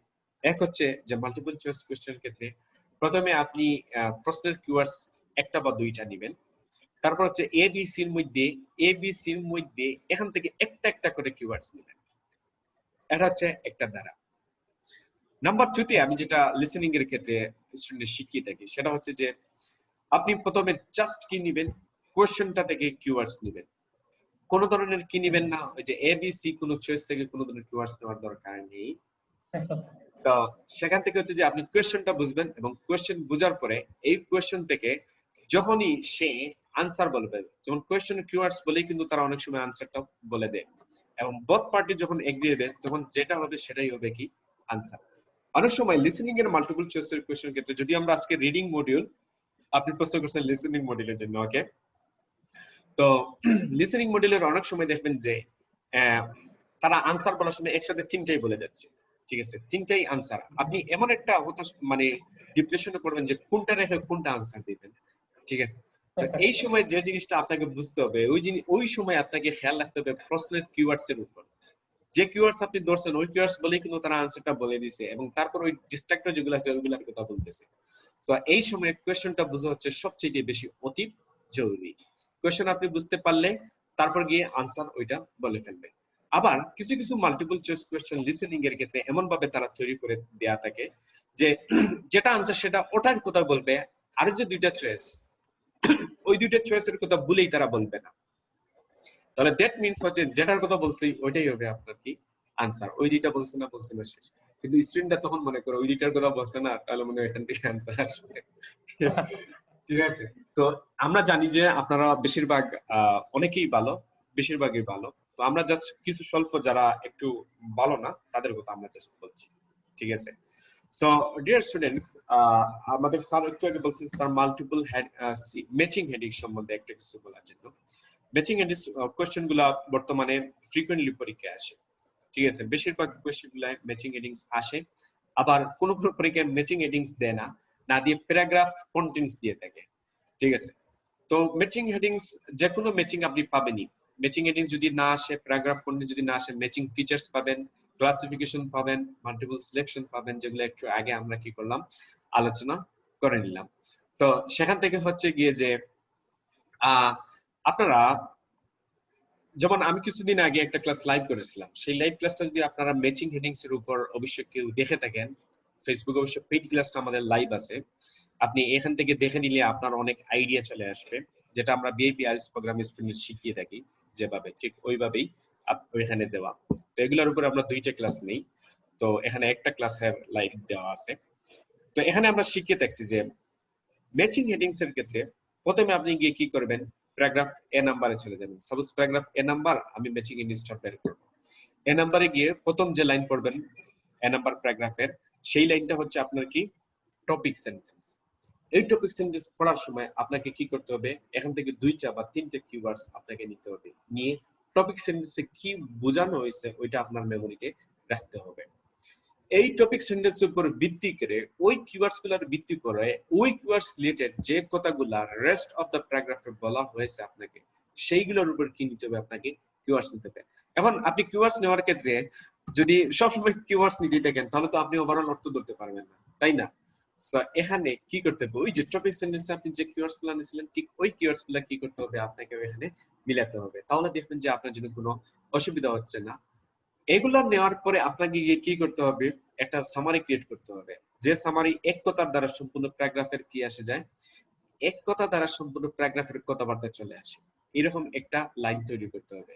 এবং যে লাইন আপনি তৈরি করবেন ওই লাইনের উপর ভিত্তি করে যাবেন প্যারাগ্রাফ চুজ, মানে প্যারাগ্রাফ হেডিংস এর অনেক স্টেটমেন্ট দেওয়া থাকে, ওইগুলাতে যাবেন। এখানে যাওয়ার পর দেখুন যে আপনার ওই লাইনের উপর ভিত্তি করে কিছু স্টেটমেন্ট আপনি পাবেন, হয়তো এখানে কিছু ডিস্ট্রাক্টর পেতে পারেন। ডিস্ট্রাক্টর গুলো আপনি কি করতে হবে, আপনাকে এলিমিনেট করতে হবে, মানে দূরে করে নিতে হবে, এবং রাইট অ্যান্সারটা আপনি যে সারমর্ম তৈরি করছেন ওইটার সাথে যখন রাইট অ্যান্সারটা মিলে যায় তাহলে ওইটাই দিয়ে দিবেন কি আপনার আনসার। আর আদারওয়াইজ আপনি যদি সারা দিন পড়েন তাহলে কি হবে না, আপনি ওই যে মেইন আইডিয়াটা তুলে নিয়ে আসতে পারবেন না। আর আরেকটা জিনিস আমি স্টুডেন্টদের বলি যে অনেক স্টুডেন্ট আছে সে ফার্স্ট 2 লাইন এবং লাস্টের এক লাইন পরে ম্যাচিং হেডিংস এর আনসারটা দিতে চায়, I mean list of headings এর। এটা হচ্ছে সম্পূর্ণ একটা ভুল থিওরি। আইএলটিএস কিন্তু বর্তমানে অনেক অনেক বেশি আপডেট, আগের চাইতে অনেক আপডেট। 2007 এবং 8 এর পর থেকে দেখবেন যে আইএলটিএসটা আগে যেরকম দিত সেখানকার তুলনায় আইএলটিএসটা বর্তমানে অনেক কঠিন করে ফেলছে। তো আপনাকে কি করতে হবে, বুঝেই শুনিয়ে দিতে হবে। কখনো মানে প্রথম 2 লাইন লাস্ট লাইন পড়ে আপনি কখনো কোনোভাবে আপনি সামারি কি করতে পারবেন না, ক্রিয়েট করতে পারবেন না। দেখেন যে একটা যদি প্যারাগ্রাফ হেডিংস এ 7টা কোশ্চেন দেওয়া থাকে, যেমন এখানে 5 এবং 7টা, এই 7টা কোশ্চেনের মধ্যে মাত্র 2টা কোশ্চেন আপনি পাবেন ফার্স্ট লাইন এবং তার নিচের লাইন শেষ লাইন পড়ে আপনি কি করতে পারবেন, মানে সামারি মিলাতে পারবেন। কিন্তু বাকি ফার্স্টটার কি হবে, বাকি ফার্স্টটা কিন্তু কি আসে না, এভাবে আসে না। বাকি ফার্স্টটার ওভারঅল অর্থ বুঝেই আপনাকে কি করতে হবে, আনসার করতে হবে। তাহলে আপনি এত কষ্ট করছেন কেন, আপনি এইম করে আনসার দিবেন, ঠিক আছে? কখনো কখনো এটা করতে হবে না, যেটা আমরা আমাদের বিহেভিয়ার্স প্রোগ্রামেশন বুঝিয়ে বুঝিয়ে বুঝিয়ে বুঝিয়ে তাদেরকে কি করতে হয়, মানে প্রোটোটাইপ আকারে বুঝাতে বুঝাতে গিয়ে তাকে তৈরি করা হয়। সো স্যার, আমরা মনে হয় একদম লাস্ট পর্যায়ে চলে আসছি। আমি দিদারুল ইসলামের দিদারুল ইসলামের কোয়েশ্চেনটার আমি আনসার দিচ্ছি। লিসেনিং মডেল সম্বন্ধে, এমসিকিউ সম্বন্ধে আমাকে জিজ্ঞেস করছিলেন, ঠিক আছে? অপরদিকে দিদারুল ইসলাম আরেকটা কোয়েশ্চেন করছেন তিনি, sir what we need to do for increasing vocabulary. Sir vocabulary সম্বন্ধে আমরা অলরেডি একটা মাইন্ডসেট আলোচনা করে ফেলছি। আপনি যদি পরে জয়েনিং করে থাকেন, সরি স্যার, আপনাকে কি করতে হবে, আগে লাইভটা একটু পরে ফেসবুকে আমাদের থেকে যাবে। তো আপনি এখান থেকে আগে কি করতে হবে, আগে একটু আপনি রিওয়ার্ড করতে হবে, ব্যাকওয়ার্ড করলে আপনি মানে এখন দেখতে পারবেন যে আমরা কিভাবে ভোকাবুলারি নিয়ে আলোচনা করছি। তো ভোকাবুলারি সম্বন্ধে আমি একটা লাস্ট টিপস দিয়ে যাই। হ্যাঁ, ভোকাবুলারি হচ্ছে যে কখনো আপনি বাজার থেকে কোনো বই কিনে আপনাকে কি করতে পারবেন, আপনি ভোকাবুলারি করতে পারবেন না। কারণ আমার এখানে সব আইএলটিএস এর বই। তো আমি যখন ইন্টার থেকেই আমি ভোকাবুলারি বইগুলা কিনে আরম্ভ করি, স্কুলের বইগুলা কিনে আরম্ভ করি, ঠিক আছে? তো পড়তে পড়তে পড়তে পড়তে আমার ভোকাবুলারি গুলা তেমন পর্যায়ের হয় নাই। তারপর থেকে হচ্ছে গিয়ে যে আমি এইরকম বই কিনতে থাকি, আমার বই কেনা হচ্ছে একটা স্বভাব, ঠিক আছে? ইংলিশের বই পাইলেই ওটা কিনে ফেলা স্বভাব। তো এগুলা বই কিন্তু কিনে আমার কখনো কোনো এমনি কিনে পড়লে ভালো, সবসময় পড়লে ভালো, আমি বলছি যে কিনে সবসময় কিনতে থাকেন, ঠিক আছে? কিন্তু ভোকাবুলারির অরিজিনাল বই আপনি যদি রিডিং এর বাজারে বইগুলো পাওয়া যায়, তো আপনি রিডিং এর আইনা একদম 1 থেকে 15 পর্যন্ত আপনি ক্যামব্রিজের পড়বেন, কিন্তু আপনি দেখবেন যে দিন শেষে বা কোর্স শেষে বা 6 মাস শেষে আপনি কিন্তু আর ভোকাবুলারি বুঝতেই পারছেন না যে ভোকাবুলারি কি বোঝানো হয়েছে। কিন্তু হ্যাঁ, ভোকাবুলারি আপনি কিভাবে বাড়াবেন সেটা হচ্ছে এক্সাক্ট যে ওয়ার্ডটা আমি আমার নিজের পর্যায়ে যেভাবে ভোকাবুলারি গুলো বাড়াতে পারছি সেটা হচ্ছে যে প্রতিদিন আপনাকে নিউজ পেপার পড়া লাগবে, প্রতিদিন। বর্তমানে আমি আমার স্টুডেন্টদের শিখিয়ে থাকি যে কোন নিউজ পেপার আপনি পড়বেন এবং কোন কোন নিউজ পেপার আমাদের আইএলটিএস এর জন্য ভালো, সেগুলো আমি স্টুডেন্টের সাথে শেয়ার করে থাকি। তো আপনি যদি ডেইলি 1 ঘন্টা পড়ার কোনো দরকার নেই, ডেইলি যদি হাফ এন আওয়ার পড়েন, হাফ এন আওয়ার, অথবা তাও যদি না পারেন ডেইলি 20 মিনিট, আপনাকে যদি ডেইলি 20 মিনিট আপনি যদি ইংলিশ পড়েন, আস্তে আস্তে আস্তে আস্তে আস্তে আস্তে আপনি ইংলিশ পড়ার ফলে আস্তে আস্তে আপনি যখন রিডিং নিউজ পেপার করবেন তখন দেখবেন যে অনেকগুলো ওয়ার্ড আপনি কি পাচ্ছেন না। বর্তমানে টেকনোলজির জমানা, ঠিক আছে? তো টেকনোলজির এই দুনিয়া, আপনাকে কি করতে হবে না, আগের মতো এরকম ডিকশনারি বুঝতে হবে না, এখন মোবাইলেই সব এভরিথিং পাওয়া যায়। তো আপনি যেটা পাচ্ছেন না সেটা কপি করুন, কপি করে অথবা এখান থেকে গুগল ট্রান্সলেটই আপনি দেখুন, অসুবিধা নেই। তো যেটা কপি করবেন ওইটা কপি করে খাতায় লিখে রাখুন, তখন তো আর কলম তো আর কোনো অসুবিধা নেই, খাতা লিখে দেন যে ওটা আমি পারি নাই ওটা পড়বো। এরকম ফার্স্ট ওয়ার্ড আপনি ডেইলি কি করবেন, আপনি মেক করবেন। এরকম ফার্স্ট ওয়ার্ড ডেইলি মেক করে এগুলার আবার কোলোকেশন করবেন, প্লাস সেন্টেন্স মেক করে নিতে হবে যদি আপনি মনে রাখতে পারেন, ঠিক আছে? শুধু অর্থ পড়লে আপনি কি করতে পারেন, আপনার মাথায় থাকবে না। যেমন আমাদের ফেসবুক পেজে আমরা সব সময় প্রতিদিন সকালে 8টায় আপনাদের কি দিয়ে থাকি, ভোকাবুলারি দিয়ে থাকি, প্রতিদিন 15টা করে, এবং এই 15টা ভোকাবুলারির সাথে 3টা করে সিনোনিম দেওয়া থাকে। দ্যাট মিন্স 15টা, আর সিনোনিম কয়টা? 45 প্লাস 45 প্লাস 15 60, মানে 60টি আপনি ভোকাবুলারি প্রতিদিন শিখতেছেন। এখন দেখেন, আপনি যদি আমাদের পেজের সাথে 1 মাস থাকেন তাহলে 30 ইনটু 60 দেন, আপনি 1800 ওয়ার্ড কি হয়ে যাচ্ছে আপনাকে, অলমোস্ট 18 মানে হ্যাঁ 1800 ওয়ার্ড হয়ে যাচ্ছে। 1800টা ওয়ার্ড আপনি 3 মাসে শিখতে পারতেছেন, কিন্তু এই 3 মাস আপনি কি দিতে পারবেন? আমার মনে হয় অনেক স্টুডেন্ট দেয় না, ঠিক আছে? কিছুদিন পড়ার পরে তারা মনে হয় সেই হারিয়ে ফেলে, ঠিক আছে? তো এই জিনিসটা করতে হবে প্রতিদিন। আপনি ভোকাবুলারি একটা নোট লিখে রাখবেন যে এখানে আমি ভোকাবুলারি লিখবো, অর্থ লিখবো এবং প্রয়োজনীয় সেন্টেন্স মেকিং লিখে রাখবো। তো আপনি সেন্টেন্স মেকিং পাবেন, আমি আপনার জন্য মোস্ট ইজিলি আবার একটা আইডিয়া দিচ্ছি যে www. cambridgedictionary.org, মানে ক্যামব্রিজ অনলাইন ডিকশনারি যেটা আছে সেখানে গেলে আপনি ওয়ার্ডটা বসাবেন, পুট করবেন, তারপর ওরা আপনাকে সেন্টেন্স মেকিং সহ অর্থগুলা দিয়ে দিবে। তো আই হোপ আপনারা এটা সবাই মেনে নেবেন। এবং আমি কিছু জিনিস রিডিং সম্বন্ধে আরো কিছু বলতে চাই, মানে কিছু টিপস আপনাদের দিতে চাই, যে টিপস গুলা খুবই ভালো হয়তো হতে পারে আপনাদের জন্য। অবশ্যই আপনারা যদি ফলো করেন সবসময় ইনশাল্লাহ আপনার রিডিং এর প্রতি খুব ভালো একটা দক্ষতা চলে আসবে। এবং সবসময় মনে রাখবেন যে রিডিং কোনো মুখস্থ জিনিস না, কোনো টিপসেরও বিষয়ে না, ঠিক আছে? আপনাকে টেকনিক জানতে হবে, কিন্তু আপনাকে প্র্যাকটিক্যাল লেভেলের টেকনিক জানতে হবে। অনেক টেকনিক আছে, বোল্ড টেকনিক আছে, কিন্তু ওইগুলো আপনি অ্যাপ্লাই করলে দেখবেন যে আপনি শিখছেন, কিন্তু ক্যামব্রিজ বইয়ে এসে আপনি প্র্যাকটিস করতে পারতেছেন না, বা বাজারের অন্য বইগুলো আপনি কিনছেন, কিনে ওই টেকনিক অনুযায়ী আপনার কি আনসার গুলো আসতেছে। তো আপনাকে কি করতে হবে? রাইট ওয়েতে টেকনিক গুলো শিখতে হবে। সেখানে আমি অনেকগুলো টেকনিক নিয়ে আমি কাজ করি। তো আমি 4টা টেকনিককে একত্রে করে তারপর ওইখান থেকে বেস্ট টেকনিকটা আমি চুজ করে ওইটা আমি প্রথমে নিজে ক্যামব্রিজ, যেমন গত কয়েকদিন আগে আমি মাল্টিপল হেডিংস এর ক্ষেত্রে প্যারাগ্রাফ হেডিংস এর একটা টেকনিক এখন যেটা আমি স্টুডেন্ট শিখেছি, সেটা আমি ক্যামব্রিজ 14 বইটা সম্পূর্ণ প্র্যাকটিস করছি।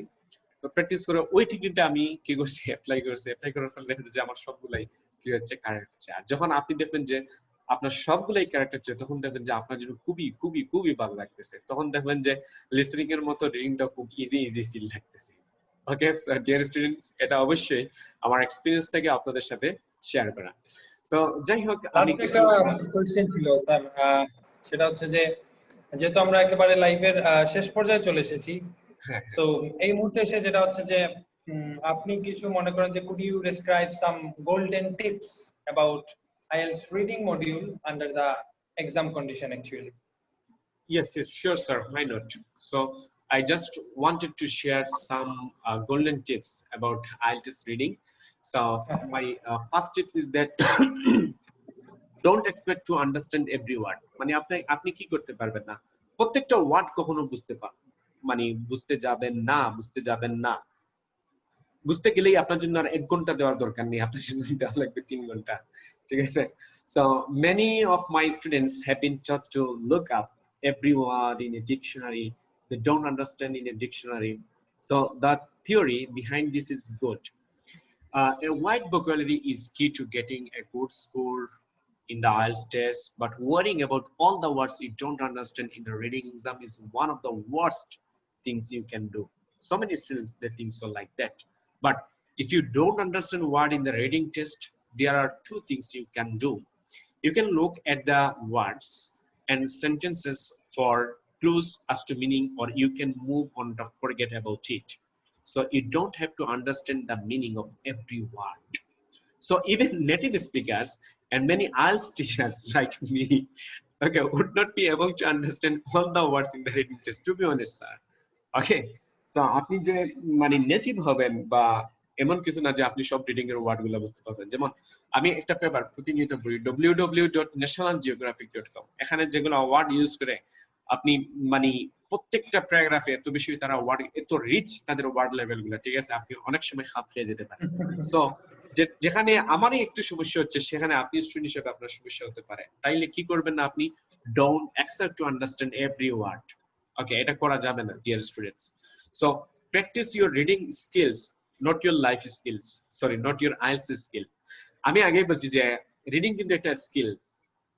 আগেই বলছি যে টিপস আপনি দিয়ে কিছুই করতে পারবেন না, টিপস মাত্র 30%, বাকি সব হচ্ছে আপনার কি skill. It's important to familiarize yourself with IELTS reading test. IELTS reading test and gain in understanding of the various questions. It is important to learn from your mistakes. However, students who just practice IELTS exams are missing out on good opportunity to improve their general reading skill. So IELTS reading test can be a little boring. You are more likely to read regularly if you read about something you are interested in. Reading for pleasure and little every day will not only improve your English skill like that. So read it daily basis, you just read it. Okay, this can improve your IELTS reading skill.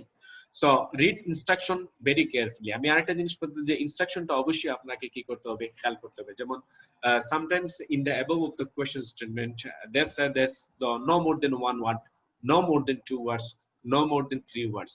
Okay, so এরকম কথাবার্তা লেখার ফলে অনেক সময় student একটা জিনিসের তারা দেখেন না, one word only, এই জিনিসটা অনেক সময় তারা খেয়াল করে না। আমি দেখছি মক টেস্টে অনেক সময় স্টুডেন্ট যেটা মিস্টেক করে থাকে, সো ওয়ান ওয়ার্ড অনলি, সেখানে সে আনসার দিচ্ছে 2 ওয়ার্ডসে, অথচ তার আগেরটা কি কারেক্ট। সো দেখা যাচ্ছে আপনার কারেক্ট হয়ে যাওয়ার পরেও আরেকটা যে জিনিস দিচ্ছেন ওইটার জন্য আপনি ইনস্ট্রাকশন মানে নাই, এই জন্য আপনারটা কি হচ্ছে, ইনকারেক্ট হয়ে যাচ্ছে। সো আপনাকে কি করতে হবে, instruction must be followed, you must be followed instruction. Okay, so number 4 আমি বলতে চাচ্ছি যে স্টুডেন্টদের এটা রিডিং এর টিপস এর ক্ষেত্রে খুবই ভালো, don't panic. Some of the questions will be easy and some of will extremely difficult. And as you know, it will be happen in the main exam. The key is not to panic when trying to answer a difficult one. Nearly all of the IELTS teachers I know have to check the answer to some questions because they are so difficult. So the wrong thing to do is spend a large amount of time on questions and fail to spend enough time on the rest of the questions. If the answer does not present itself, move on to the next. You can always come back to the difficult question and answering the other questions will help you to find it. So sir এখানে আমি একটা গুরুত্বপূর্ণ জিনিস বলতে চাই যে স্টুডেন্টের কাছ থেকে আমি যেটা পাইছি এই পর্যন্ত, সেটা হচ্ছে গিয়ে যে স্টুডেন্টটা কোনো একটা আনসার সে পাচ্ছে না, ঠিক আছে। সো সে না পাওয়ার ফলে কি হচ্ছে, সে ওই আনসারের প্রতি জোর লাগিয়ে ফেলে যে আজ বাবা তোকে খুঁজে পেতেই হবে, মানে আজ তোকে খুঁজে পেতেই হবে। সে ওইটা খুঁজে পাওয়ার জন্য সে 4 থেকে 5 মিনিট একটা আনসারের ক্ষেত্রে সে নিয়ে যায়, ঠিক আছে। এইরকম জোর জবরদস্তি করতে পারবেন না কোনোভাবেই না। 1.5 মিনিটের উপর আপনি একটা যদি নিয়ে নেন তাহলে আপনার এফেক্ট পুরো রিডিং প্রসেস 3-তে, ঠিক আছে, কারণ রিডিং প্রসেস 3-তে তখন আপনি টাইম আর কনজিউম করতে পারবেন না। সো এর কারণে হচ্ছে যেটা আপনি খুঁজে পাচ্ছেন না পরবর্তী সেশনে যান, গিয়ে আপনি পরবর্তীটা খুঁজুন, আর যেটা আপনি পারেন নাই ওটা এইমিং একটা আনসার দেন। সবার পরে যদি সময় থাকে তাহলে ওইটা আপনি কি করেন, ওইটা আনসারিং করেন।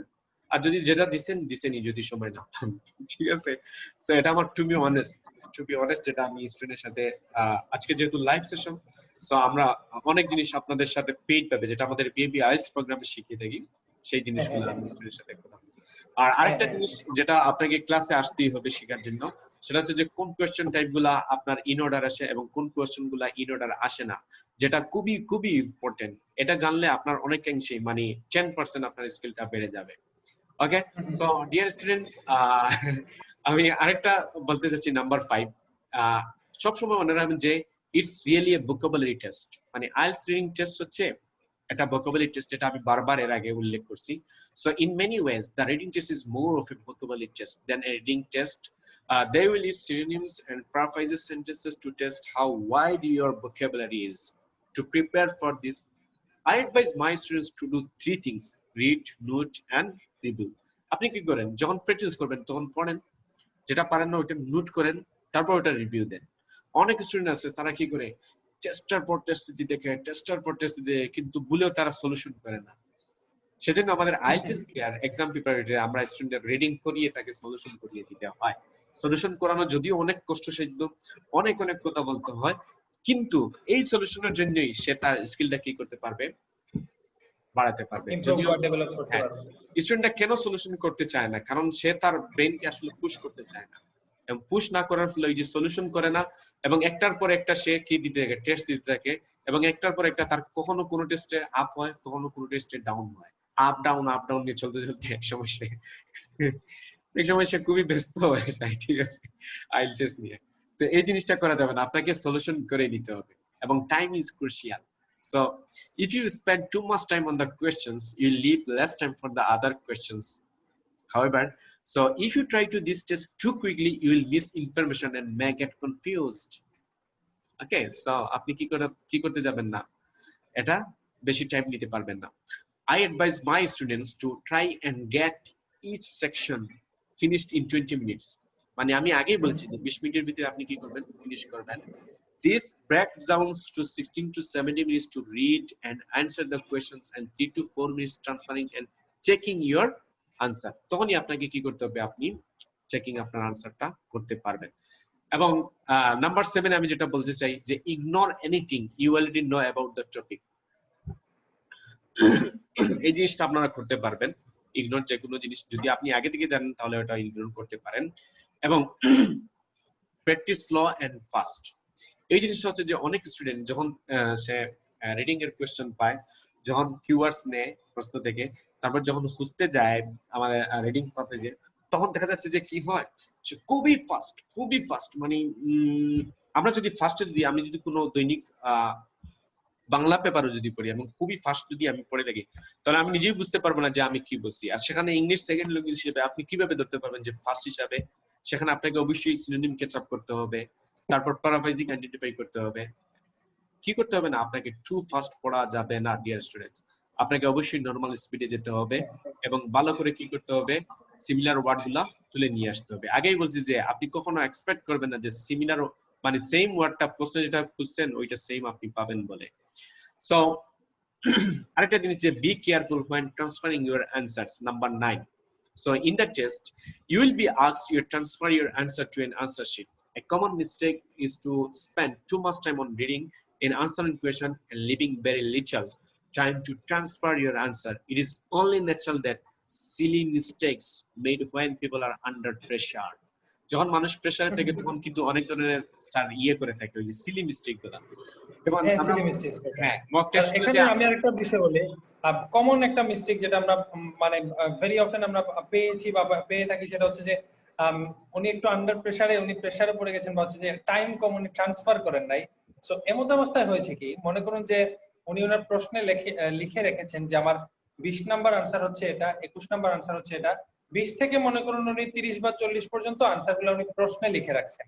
সো যখন উনি দেখলেন যে ওনার টাইম শেষ, এরকমও হয়ে থাকে যে উনি 20 থেকে যে আনসারটা দেওয়ার কথা সেটা 20 থেকে না শুরু করে উনি 21 থেকে দেওয়া শুরু করেছেন। সিরিয়াল যখন ব্রেক হয় তখন কি রকম মানে সেই জায়গাটাতে কি বলবেন স্যার আপনি? হ্যাঁ স্যার, সিরিয়াল ব্রেক করলে একটা অসুবিধা হয়। সিরিয়াল ব্রেক করলে তো তার সব আনসার রং হবে প্রথম তো, প্রত্যেকটা আনসার তখন মানে সেকেন্ডলি হচ্ছে যে সে যখন সিরিয়াল ব্রেক করে হঠাৎ করে স্টুডেন্টের যখন খেয়াল হয় যে আমি তো সিরিয়াল ব্রেক করছি, মানে ভুল সিরিয়ালে লিখে গেছি, তখন কিন্তু সে যখন এটা ইরেজার দিয়ে মানে মুছা আরম্ভ করে তখন প্রচুর পরিমাণে মানে হতাশার সৃষ্টি হয়, মানে ডিপ্রেশন, হার্টবিট বেড়ে যায়, স্ট্রেসটা তৈরি হয়। তো এখানে আপনি কিন্তু খুব সুন্দর একটা পয়েন্ট আউট করছেন। তো এখানে আপনাকে সিরিয়ালটা দেখতে হবে। যেমন আপনি 20 নাম্বারের জন্য আনসার লিখতেছেন, কোয়েশ্চেন পেপারে গিয়ে যে আপনার যে আনসার পেপার আছে ওখানে 20 এর ইকুয়াল টু 20ই লিখতে হবে। এখন যদি আপনি 21 এর দিকে যান, পরবর্তীতে স্টুডেন্টরা বেশিরভাগ সময় সে কিন্তু আবার এসে যখন রিভিশন দেয় তখন বুঝতে পারে যেটা ভুল লিখছে, আর তখন যখন মুছা আরম্ভ করে তখনই তার ভিতরে ওই যে স্ট্রেস চলে আসে এবং এই স্ট্রেসটা পরবর্তীতে রাইটিং এর উপর এফেক্ট পড়ে কিন্তু। ঠিক আছে, তো এই জিনিসটা কি করা যাবে না, আমাদের করা যাবে না। আরেকটা জিনিস, যেমন ভালো করে সিরিয়াল আপনাকে কি করতে হবে, মেইনটেইন করতে হবে। আরেকটা সিলি মিস্টেক আমি স্টুডেন্ট দেখছি, মানে আমাদের সাথে যারা লাইভে আছেন তারা অবশ্যই এটা জেনে যাবেন, যে সেটা হচ্ছে গিয়ে যে আনসার ইনস্ট্রাকশন বলছে যে বিশেষ করে রিডিং প্রসেস 3 তে গিয়ে ওটা হয়ে থাকে। তো রিডিং প্রসেস 3 তে গিয়ে বলছে যে আপনাকে ইয়েস নো নট গিভেন আনসারে লিখবেন। আর স্টুডেন্ট তো ট্রু হারি থাকে বেশিরভাগ সময়, অনেক বেশি মানে তাড়াহুড়ার জন্য সে মনে করে এটা ট্রু আর ফলস বলছে, সে কি করে সব আনসার ট্রু ফলস বলে লিখে দেয়। তখন ইনস্ট্রাকশন বলছে ইয়েস নো নট গিভেন আর সে আনসার দিছে ট্রু ফলস, তাহলে সেই ইনস্ট্রাকশনের বাইরে তার সব আনসার কি হয়ে যায়, কাটা হয়ে যায়। ঠিক আছে, তো এই জিনিসটা কি করতে হবে না, আপনারা করবেন না। আপনাকে বলছে যে ইয়েস নো নট গিভেন লেখার জন্য আপনি আনসারে ইয়েস নো অথবা নট গিভেন লিখবেন, কখনো ট্রু অথবা ফলস লিখবেন না। এটা হচ্ছে মোর সিলি মিস্টেক বেশিরভাগ স্টুডেন্ট করে থাকে। ওকে, সো তারপর হচ্ছে গিয়ে স্যার আমরা লাস্ট আমাদের যে আইডিয়াটা আমরা শেয়ার করব সেটা হচ্ছে যে লিভ নো ব্ল্যাঙ্কস। আপনাকে কি করতে হবে না, কোনো ব্ল্যাঙ্ক রাখা যাবে না। আমি মনে করি যে this might seem one of the most obvious IELTS reading tips, but you would be surprised how many people leave blanks. How many people leave blanks even if you don't know the answer. Make sure you attempt every question. You might get lucky and you have nothing to lose. Sir, যখন কোনো আমরা public university যখন আমরা ভর্তি পরীক্ষা দিই, বিশেষ করে সাস্ট, তো এখানে দেখা যাচ্ছে যে আপনাকে মানে কোন আনসার যদি ব্ল্যাঙ্ক রাখেন অথবা কোন আনসার যদি ভুল হয়, ভুল আনসারের জন্য সেখানে কি করা হয়, 0.25 কাট ডাউন করা হয়, মানে 0.25 কেটে নেওয়া হয়। ঠিক আছে, কিন্তু আইএলটিএস এর ক্ষেত্রে এরকম কোনো ধারাবাধা কি নেই, নিয়ম নেই। আপনার ভুল হোক অথবা কি হন, আপনি যদি ভুলটা দিয়ে দেন তাহলে কোনো নাম্বার কাটা যাবে না। তাহলে কেন আপনি ব্ল্যাঙ্ক আনসার রেখে আসতেছেন? অনেক স্টুডেন্ট দেখছি সে কি করে ওই যে ব্ল্যাঙ্ক রেখে আসে, পারে নাই। সো এটা কি আপনাকে এইম করে হলো, অ্যাসাম্পশন করে হলো আপনাকে কি করে দিতে হবে, আনসারটা আপনাকে আনসার করে মানে পুট অন করে দিতে হবে, আনসারটা দিতেই হবে। কোনো আনসার কি রাখা যাবে না, ব্ল্যাঙ্ক রাখা যাবে না। হয়তো আপনার অ্যাসাম্পশনটা সঠিক হতে পারে, তাই না স্যার? কারণ দেখেন আমি একটা জিনিস বলে, যেমন হচ্ছে যে রিডিং এর ক্ষেত্রে আমরা যে মানে মার্কিংটা করা হয়, যেমন হচ্ছে ইন্টারন্যাশনালি যে মার্কিং ক্রাইটেরিয়াটা আছে সেটা হচ্ছে 19 থেকে 22 হচ্ছে আপনার 5.5, ঠিক আছে? 19 থেকে 22 হচ্ছে রিডিং এর ক্ষেত্রে 5.5। সো ইন দ্যাট কেস ধরেন যে একজন স্টুডেন্ট উনি 35টা আনসার করলেন, বাকি 5টা উনি ছেড়ে দিয়ে আসছেন, বাকি 5টা উনি টাইম পান নাই বা উনি বুঝেন নাই, এরকম টাইপ কিছু উনি ছেড়ে দিয়ে আসছেন। সো ইন দ্যাট কেস যে বিষয়টা স্যার আপনি একটু আগে বললেন যে মানে আমাদেরকে অ্যাজাম্পশনটা আমাদের অনুমান করতে হবে, তাই তো? যে অনুমান করে মনে করেন যদি আপনি 5টা আনসার যদি আপনি অনুমান করে দিয়ে আসেন, সো আপনি ধরুন যে আপনার 22টা হয়ে গেল, ধরে নিন আমরা মেইন এক্সামে গেলাম না, কারণ মেইন এক্সামে তো আমরা বলতে পারছি না যে আসলে আমার 19টা হয়েছে নাকি 22টা হয়েছে, যার ধরুন আমি 5.5 পেয়েছি, সেটা 19টা হতে পারে 22টা হতে পারে। ধরে নিলাম আমি আমাদের একটা মক টেস্টের কথা যদি বলি, একজন স্টুডেন্ট মনে করেন 22 পেয়েছেন উনি, কিন্তু উনি আবার হচ্ছে যে পরবর্তীতে উনি লাস্টে 36 to 40 বা 36, 7, 8, 9, 40 এরকম 5টা প্রশ্ন উনি মানে ছেড়ে দিয়ে আসতেন। সো এখানে তো যদি উনি 5টা প্রশ্ন যদি অ্যাজাম্পশন করেও যদি দিতেন বা একটা মানে ইমাজিনেশন করে যদি উনি দিয়ে দিতেন ওই জায়গায় ইমাজিন করে, সো এই ক্ষেত্রে যেটা হচ্ছে যে যদি উনার 5টা থেকে অ্যাটলিস্ট একটাও হইতো, তাহলে কিন্তু সেই বেন্ড স্কোরের মধ্যে কিন্তু একটা চেঞ্জ চলে আসে। যেমন দেখেন 22 থেকে 23 এ উঠলে কিন্তু আপনার 6, 22 থেকে 23 এ উঠলেই আপনার 6। সো ইন দ্যাট কেস মানে একটা বিষয় আছে না, ওই যে একটা প্রবাদ যেটা হচ্ছে যে আপনার নাই মামার থেকে হচ্ছে যেটা মানে কানা মামা ভালো, এরকম তো এইরকম আর কি বিষয়টা। হ্যাঁ স্যার, তবে আমি স্টুডেন্ট অনেক সময় বলি যে আপনি জেনে বুঝে আপনাকে কি করতে হবে, পরীক্ষায় আনসারটা করতে হবে। আপনি, আমার এক স্টুডেন্ট বলছে স্যার আমি তো রিডিং ক্লাসে দিতে গিয়ে কোনো সময় পাই না, সব স্যার দিয়ে আসছি লাখের উপর, ঠিক আছে? তো এরকম কিন্তু আইএলটিএস কিন্তু এরকম যায় না।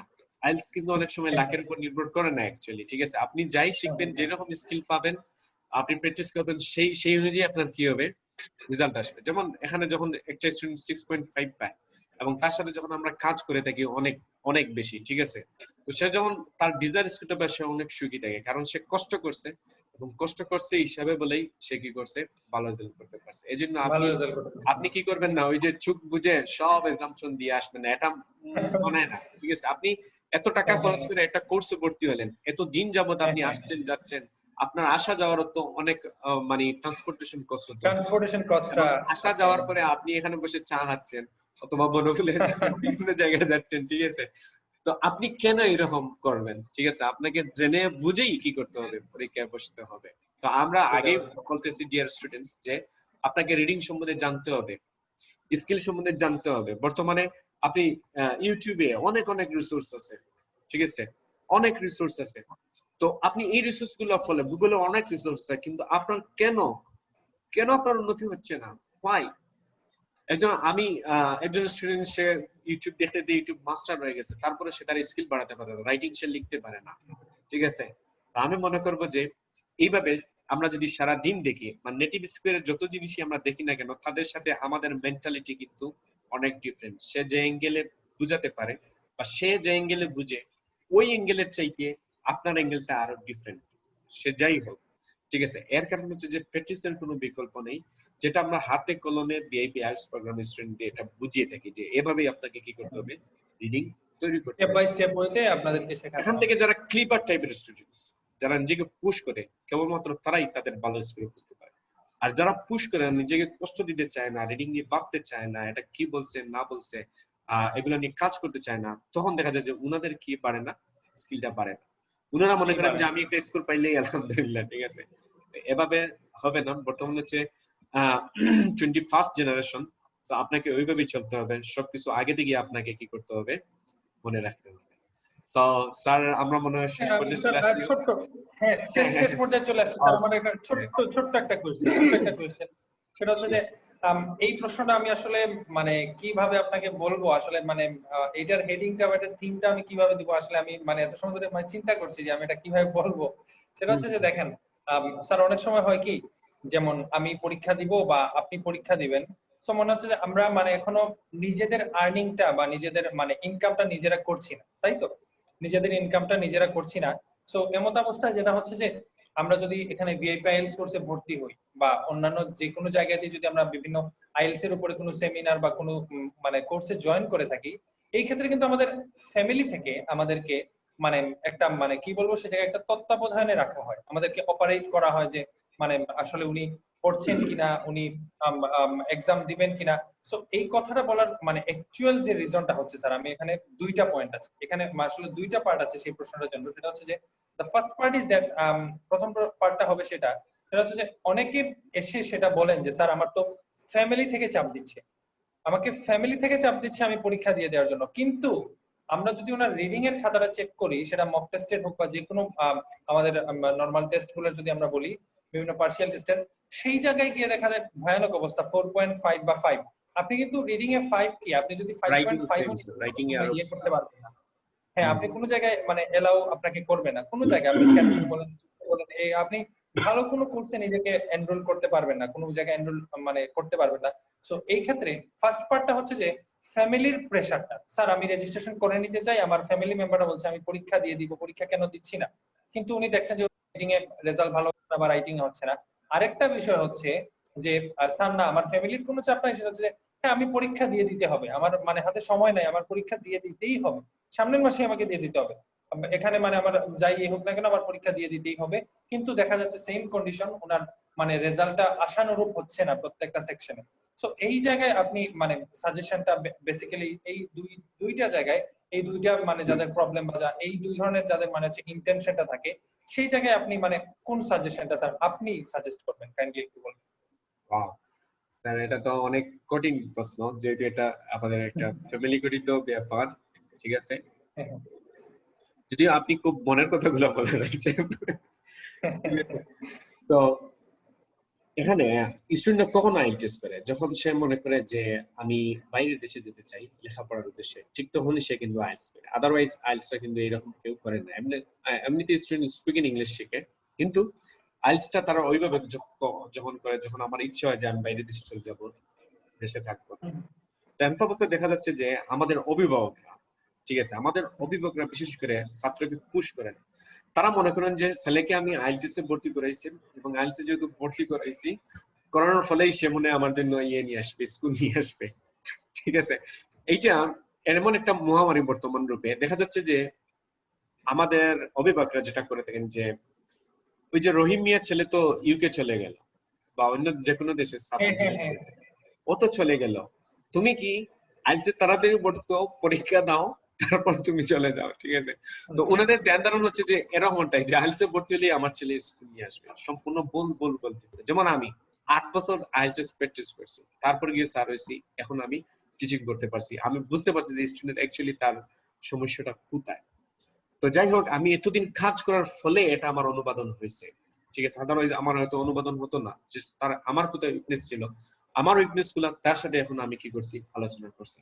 সেই তুলনায় আমি অভিভাবকদের একতাটাই বলতে চাই যে আইএলটিএস হচ্ছে আসলে একটা কোনো মুখস্থ বিদ্যা নয়, এটা হচ্ছে সম্পূর্ণ একটা ওয়ান কাইন্ড অফ স্কিল। এখানে রিডিং একটা স্কিল, স্পিকিং একটা স্কিল, ঠিক আছে? আর এই স্কিল গুলো হচ্ছে purposes, one kind of purposes. এখানে আমি বলতে চাই না যে আইএলটিএস মানে ইংলিশ শিখে যাবেন। আইএলটিএস হচ্ছে জাস্ট ইউনিভার্সিটি ভর্তির ক্ষেত্রে এটা লাগে, কিন্তু আইএলটিএস শিখা মানে সে ইংলিশ ভাষাটা শিখে যাবে এরকম কেউ কখনো মনে করবেন না। কারণ একটা ভাষা যদি কেউ শিখতে চায়, অলমোস্ট তাকে 5 ইয়ার্স ফুল স্টাডি করতে হবে এবং 10 ইয়ার্স এখানে থেকে সম্পূর্ণ ভাষাটা তারপর সে গ্রাস্প করতে পারবে। আদারওয়াইজ কিন্তু সে এটা গ্রাস্প করতে পারবেন না। তাই অভিভাবকদের প্রতি অনুরোধ, আপনার যখন ছেলে মেয়ে ভর্তি করাবেন তখন তাকে সময় দিবেন, অ্যাটলিস্ট 4 মাস সময় দিতে হবে ভালো রেজাল্ট করার জন্য। আদারওয়াইজ 1 মাসে 2 মাসে ইভেন 3 মাসেও অনেক সময় রেজাল্টটা বের করা আনা কঠিন হয়ে যায়। তো যারা এরকম সমস্যার মধ্যে যেসব ছাত্রছাত্রীরা পড়বেন, আপনার ফ্যামিলিকে আপনি বুঝাবেন, আপনার বর্তমান পরিস্থিতি বুঝাবেন, আপনি মডিউলগুলো শেয়ার করবেন যে কোন মডিউলে এখনো সমস্যা আছে, আপনার উইকনেসটা শেয়ার করবেন এবং কোথায় আপনার বেনিফিটেড আছে, কোন জিনিসগুলো বেশি পারেন সেটাও আপনি কি করবেন, আপনার ফ্যামিলির সাথে আলাপ আলোচনা করলে কিন্তু ফ্যামিলিরা বুঝে, ঠিক আছে? আপনারা আলাপ আলোচনা না চালিয়ে আপনারা নিজেরা আবার কি নিবেন না, কোনো ধরনের টেনশন নেবেন না, কারণ আপনাকে টেনশন মুক্ত থাকাটাই হচ্ছে মোস্ট কমন। যেমন আইএলটিএস পরীক্ষায় বেশিরভাগ স্টুডেন্ট এক্ষেত্রে স্যার একটা এড করব, সেটা হচ্ছে যে যেহেতু আপনি বললেন যে ক্যান্ডিডেটকে বা স্টুডেন্টদেরকে ওনাদের নিজেদের গার্ডিয়ানের সাথে সে জায়গায় কথা বলে নিতে হবে, বা মানে আন্ডারস্ট্যান্ডিং এর বিষয়টা মানে ক্লিয়ার করে নিতে হবে। জি সো স্যার। এই ক্ষেত্রে একটা পয়েন্ট আমি এড করতে যাচ্ছি কাইন্ডলি, সেটা হচ্ছে যে আপনি কি মনে করেন যে লাইক একজন স্টুডেন্ট এসে আপনার কাছে বা আমার কাছে বললো যে আমার তো এরকম ভাবে ফ্যামিলিতে ইয়ে করছে, সো এই জায়গায় টিচারের কি কোনো রোল প্লে করা উচিত কিনা, বা টিচারের কোনো ভূমিকা মানে থাকা উচিত কিনা সেই ক্ষেত্রে তার স্টুডেন্টের বা ওনার স্টুডেন্টের মানে মঙ্গলের জন্য বা ওনার স্টুডেন্টের ভালোর জন্য টিচার কি কোনো মানে রোল প্লে করতে পারেন কিনা? হ্যাঁ, অবশ্যই টিচার রোল প্লে করতে পারেন, তবে সেক্ষেত্রে টিচার হচ্ছেন শেষ পর্যায়ে, আমি যেটা মনে করি। কারণ আমরা যখন কেউ এরকম ফ্যামিলির প্রেশারের কথা আমাকে বলেন, স্পেশালি আপনি মনের কথা বলছেন, আমি আগেই বলছি, তো এরকম অনেক কেস পাচ্ছি আমি। তো স্টুডেন্টরা তখন আমি বলি যে আপনি আপনার ফ্যামিলিকে আগে বোঝান, কারণ ফ্যামিলি হচ্ছে, আমরা জানি যে ফ্যামিলি হচ্ছে আমাদের সবচেয়ে বড় বন্ধু, এবং ফ্যামিলির সাথে আপনি যা ইচ্ছা শেয়ার করেন তারা মেনে নিবে এবং আপনাকে সময় দেবে, সব ফ্যামিলি এটা করে থাকে। কিন্তু আপনি আগেই বললাম না যে আপনি টেনশন নেবেন না যে ফ্যামিলির চাপ দিচ্ছে আমি দিয়ে দিই, ফ্যামিলির চাপ আপনি ফ্যামিলিকে বুঝান। ফ্যামিলি যখন আপনার ইমপ্রেস হয়ে যাবে তখন দেখবেন যে আপনি ভালো একটা কনফিডেন্স গ্রো আপ করতে পারবেন খুব সহজে। এবং অনেক স্টুডেন্ট এই যে 6.5 রেজাল্ট গুলো আমাদের বের হচ্ছে একটার পর একটা, যেমন গতকাল আমাদের স্টুডেন্ট মাহফুজ 6.5 পেলেন, আমরা যদিও এখনো বলি নাই, ঠিক আছে, আগামীকাল আপনারা পাবেন সবকিছু। উনি কিন্তু তো স্যার রিডিং এ 6.5 ছিল না, রিডিং এ 6.5 পাচ্ছে। তো উনি কি একদিনে তৈরি হয়েছেন এই মাহফুজুর রশিদের এই রেজাল্টটা? আমরা ইম্পসিবল বলবো না, ইম্পসিবল উনি জানেন আর আমরা জানি উনাকে আমরা মানে কিভাবে তুলছি এবং উনি কি পর্যন্ত কষ্ট করছেন। যদি সে কষ্ট না করতো, আমি যদি ওকে সারা দিন রাত এটা টেকনিক শিখাইতাম ওইভাবে বাবা ওইভাবে একদম থেকে যদি আমি শিখিয়ে দিতাম, এটা লাভ হতো? কোনো লাভ হবে না। যদি মাহফুজ বাসায় গিয়ে কি করতো না, কাজগুলো না করতো এবং ওই অ্যাডভাইস মোতাবেক যদি না চলতো, তাহলে আমি এটা এখান থেকে এটাই মানে প্রতিমান হয় যে আমাদেরকে আগে আমাদের কাকে মানাতে হবে, অভিভাবককে ইমপ্রেস করাতে হবে। অভিভাবকরা অবশ্যই 1 বছর পর্যন্ত অনেক অভিভাবক সময় দিয়ে থাকেন, ঠিক আছে। তো আগে আপনি নিজেকে ঠিক করুন, তারপর অভিভাবককে বলুন। আর আরেকটা কথা মোস্ট ইম্পর্টেন্ট আমি আলোচনা করতে চাই, সেটা হচ্ছে যে অনেক ভালো স্টুডেন্ট কিন্তু আইএলটিএস এ গিয়ে খারাপ করে, এটা কি জানেন স্যার? অনেক ভালো স্টুডেন্ট আইএলটিএস এ খারাপ করে। এটা হচ্ছে যে এক্সামের দিনে তারা স্ট্রেস নিয়ে নেয়। তবে এক্সাম স্ট্রেস নিয়ে আমরা অন্যদিন কথা বলবো কিভাবে আপনি এক্সাম স্ট্রেস গুলা কন্ট্রোলে রাখবেন। তবে একটা কথা বলে রাখা ভালো, যেহেতু আইএলটিএস এর ফিসটা বর্তমানে ইউকিউবে হচ্ছে 19,700 টাকা এবং 17,500 টাকা হচ্ছে একাডেমি, ঠিক আছে, টাকা কিন্তু অনেক। সেই তুলনায় আমাদের এখানে আপনি 3 বার কোর্স করতে পারবেন এই টাকা দিয়ে, ঠিক আছে। তো এখানে কিন্তু টাকা অনেক। একবার আপনি পরীক্ষা যদি খারাপ করেন, ঠিক আছে, তো সেক্ষেত্রে আবার আপনাকে বসতে হবে, আবার ফ্যামিলি দিয়ে টাকা আনতে হবে, আবার আপনার জন্য কি বেজান না? তো আপনি কেন ভালো করে শিখে দিচ্ছেন না একবারই, যাতে আপনি একবারই প্রেশার নিবেন এবং একবারই আলহামদুলিল্লাহ আপনার রেজাল্টটা আসে। তারপর কি স্টুডেন্ট যেটা করে পরীক্ষার হলে গিয়ে টাকার চিন্তা চলে আসে যে এত টাকা দিয়ে রেজিস্ট্রেশন করছি, আরে যদি খারাপ হয়ে যায়, যদি আমার ক্যান্ডিডেট স্কুল না পাই, ইয়া কি করব, ঠিক আছে। এইরকম ধ্যান ধারণা কখনো করা যাবে না। আপনার ফ্যামিলি আপনাকে বিদেশ পাঠাচ্ছে, আপনার ফ্যামিলির কাছে কি কম টাকা আছে? আপনাকে একবার যেতে তো 10 থেকে 12 লক্ষ টাকা খরচ হবে, ঠিক আছে। যদি আমরা ফ্রাঙ্কলি এখানে কথা বলতেছি, ঠিক আছে, কেউ কিছু মাইন্ড করবেন না, এটা আপনাদের মানে সুবিধার জন্য আমরা বলছি। আপনি সেম টাকা আপনার আবার ফ্যামিলির কাছ থেকে এনে আবার 2 থেকে 3 মাস প্র্যাকটিস করে আবার বসে পড়ুন। অনেক স্টুডেন্ট আমি দেখছি স্যার এইরকম করে থাকে তাদের, যে তারা একবার পরীক্ষা দিচ্ছে, খারাপ হয়ে গেছে পরীক্ষা, ঠিক আছে, তো আবার কি করে সাথে সাথে আরেকটা পরীক্ষার জন্য সে রেজিস্ট্রেশন করে সাথে সাথে পরীক্ষা দিয়ে দেয়। দেখা যায় আগে যে রেজাল্টটা পাইছিল, সাপোজ সেম রেজাল্টটা আবারও তার পরীক্ষায় চলে আসে, সেম রেজাল্ট।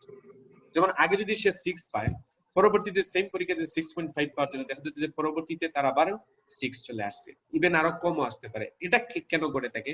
এটা ঘটে থাকে ওই যে সাথে সাথে সে পরীক্ষা দেওয়ার জন্য। একবার যখন আপনার খারাপ হয়ে যাবে, তখন আপনাকে অ্যাটলিস্ট 2 থেকে 3 মাস পরে প্র্যাকটিস করে পরীক্ষায় কি করতে হবে, বসতে হবে।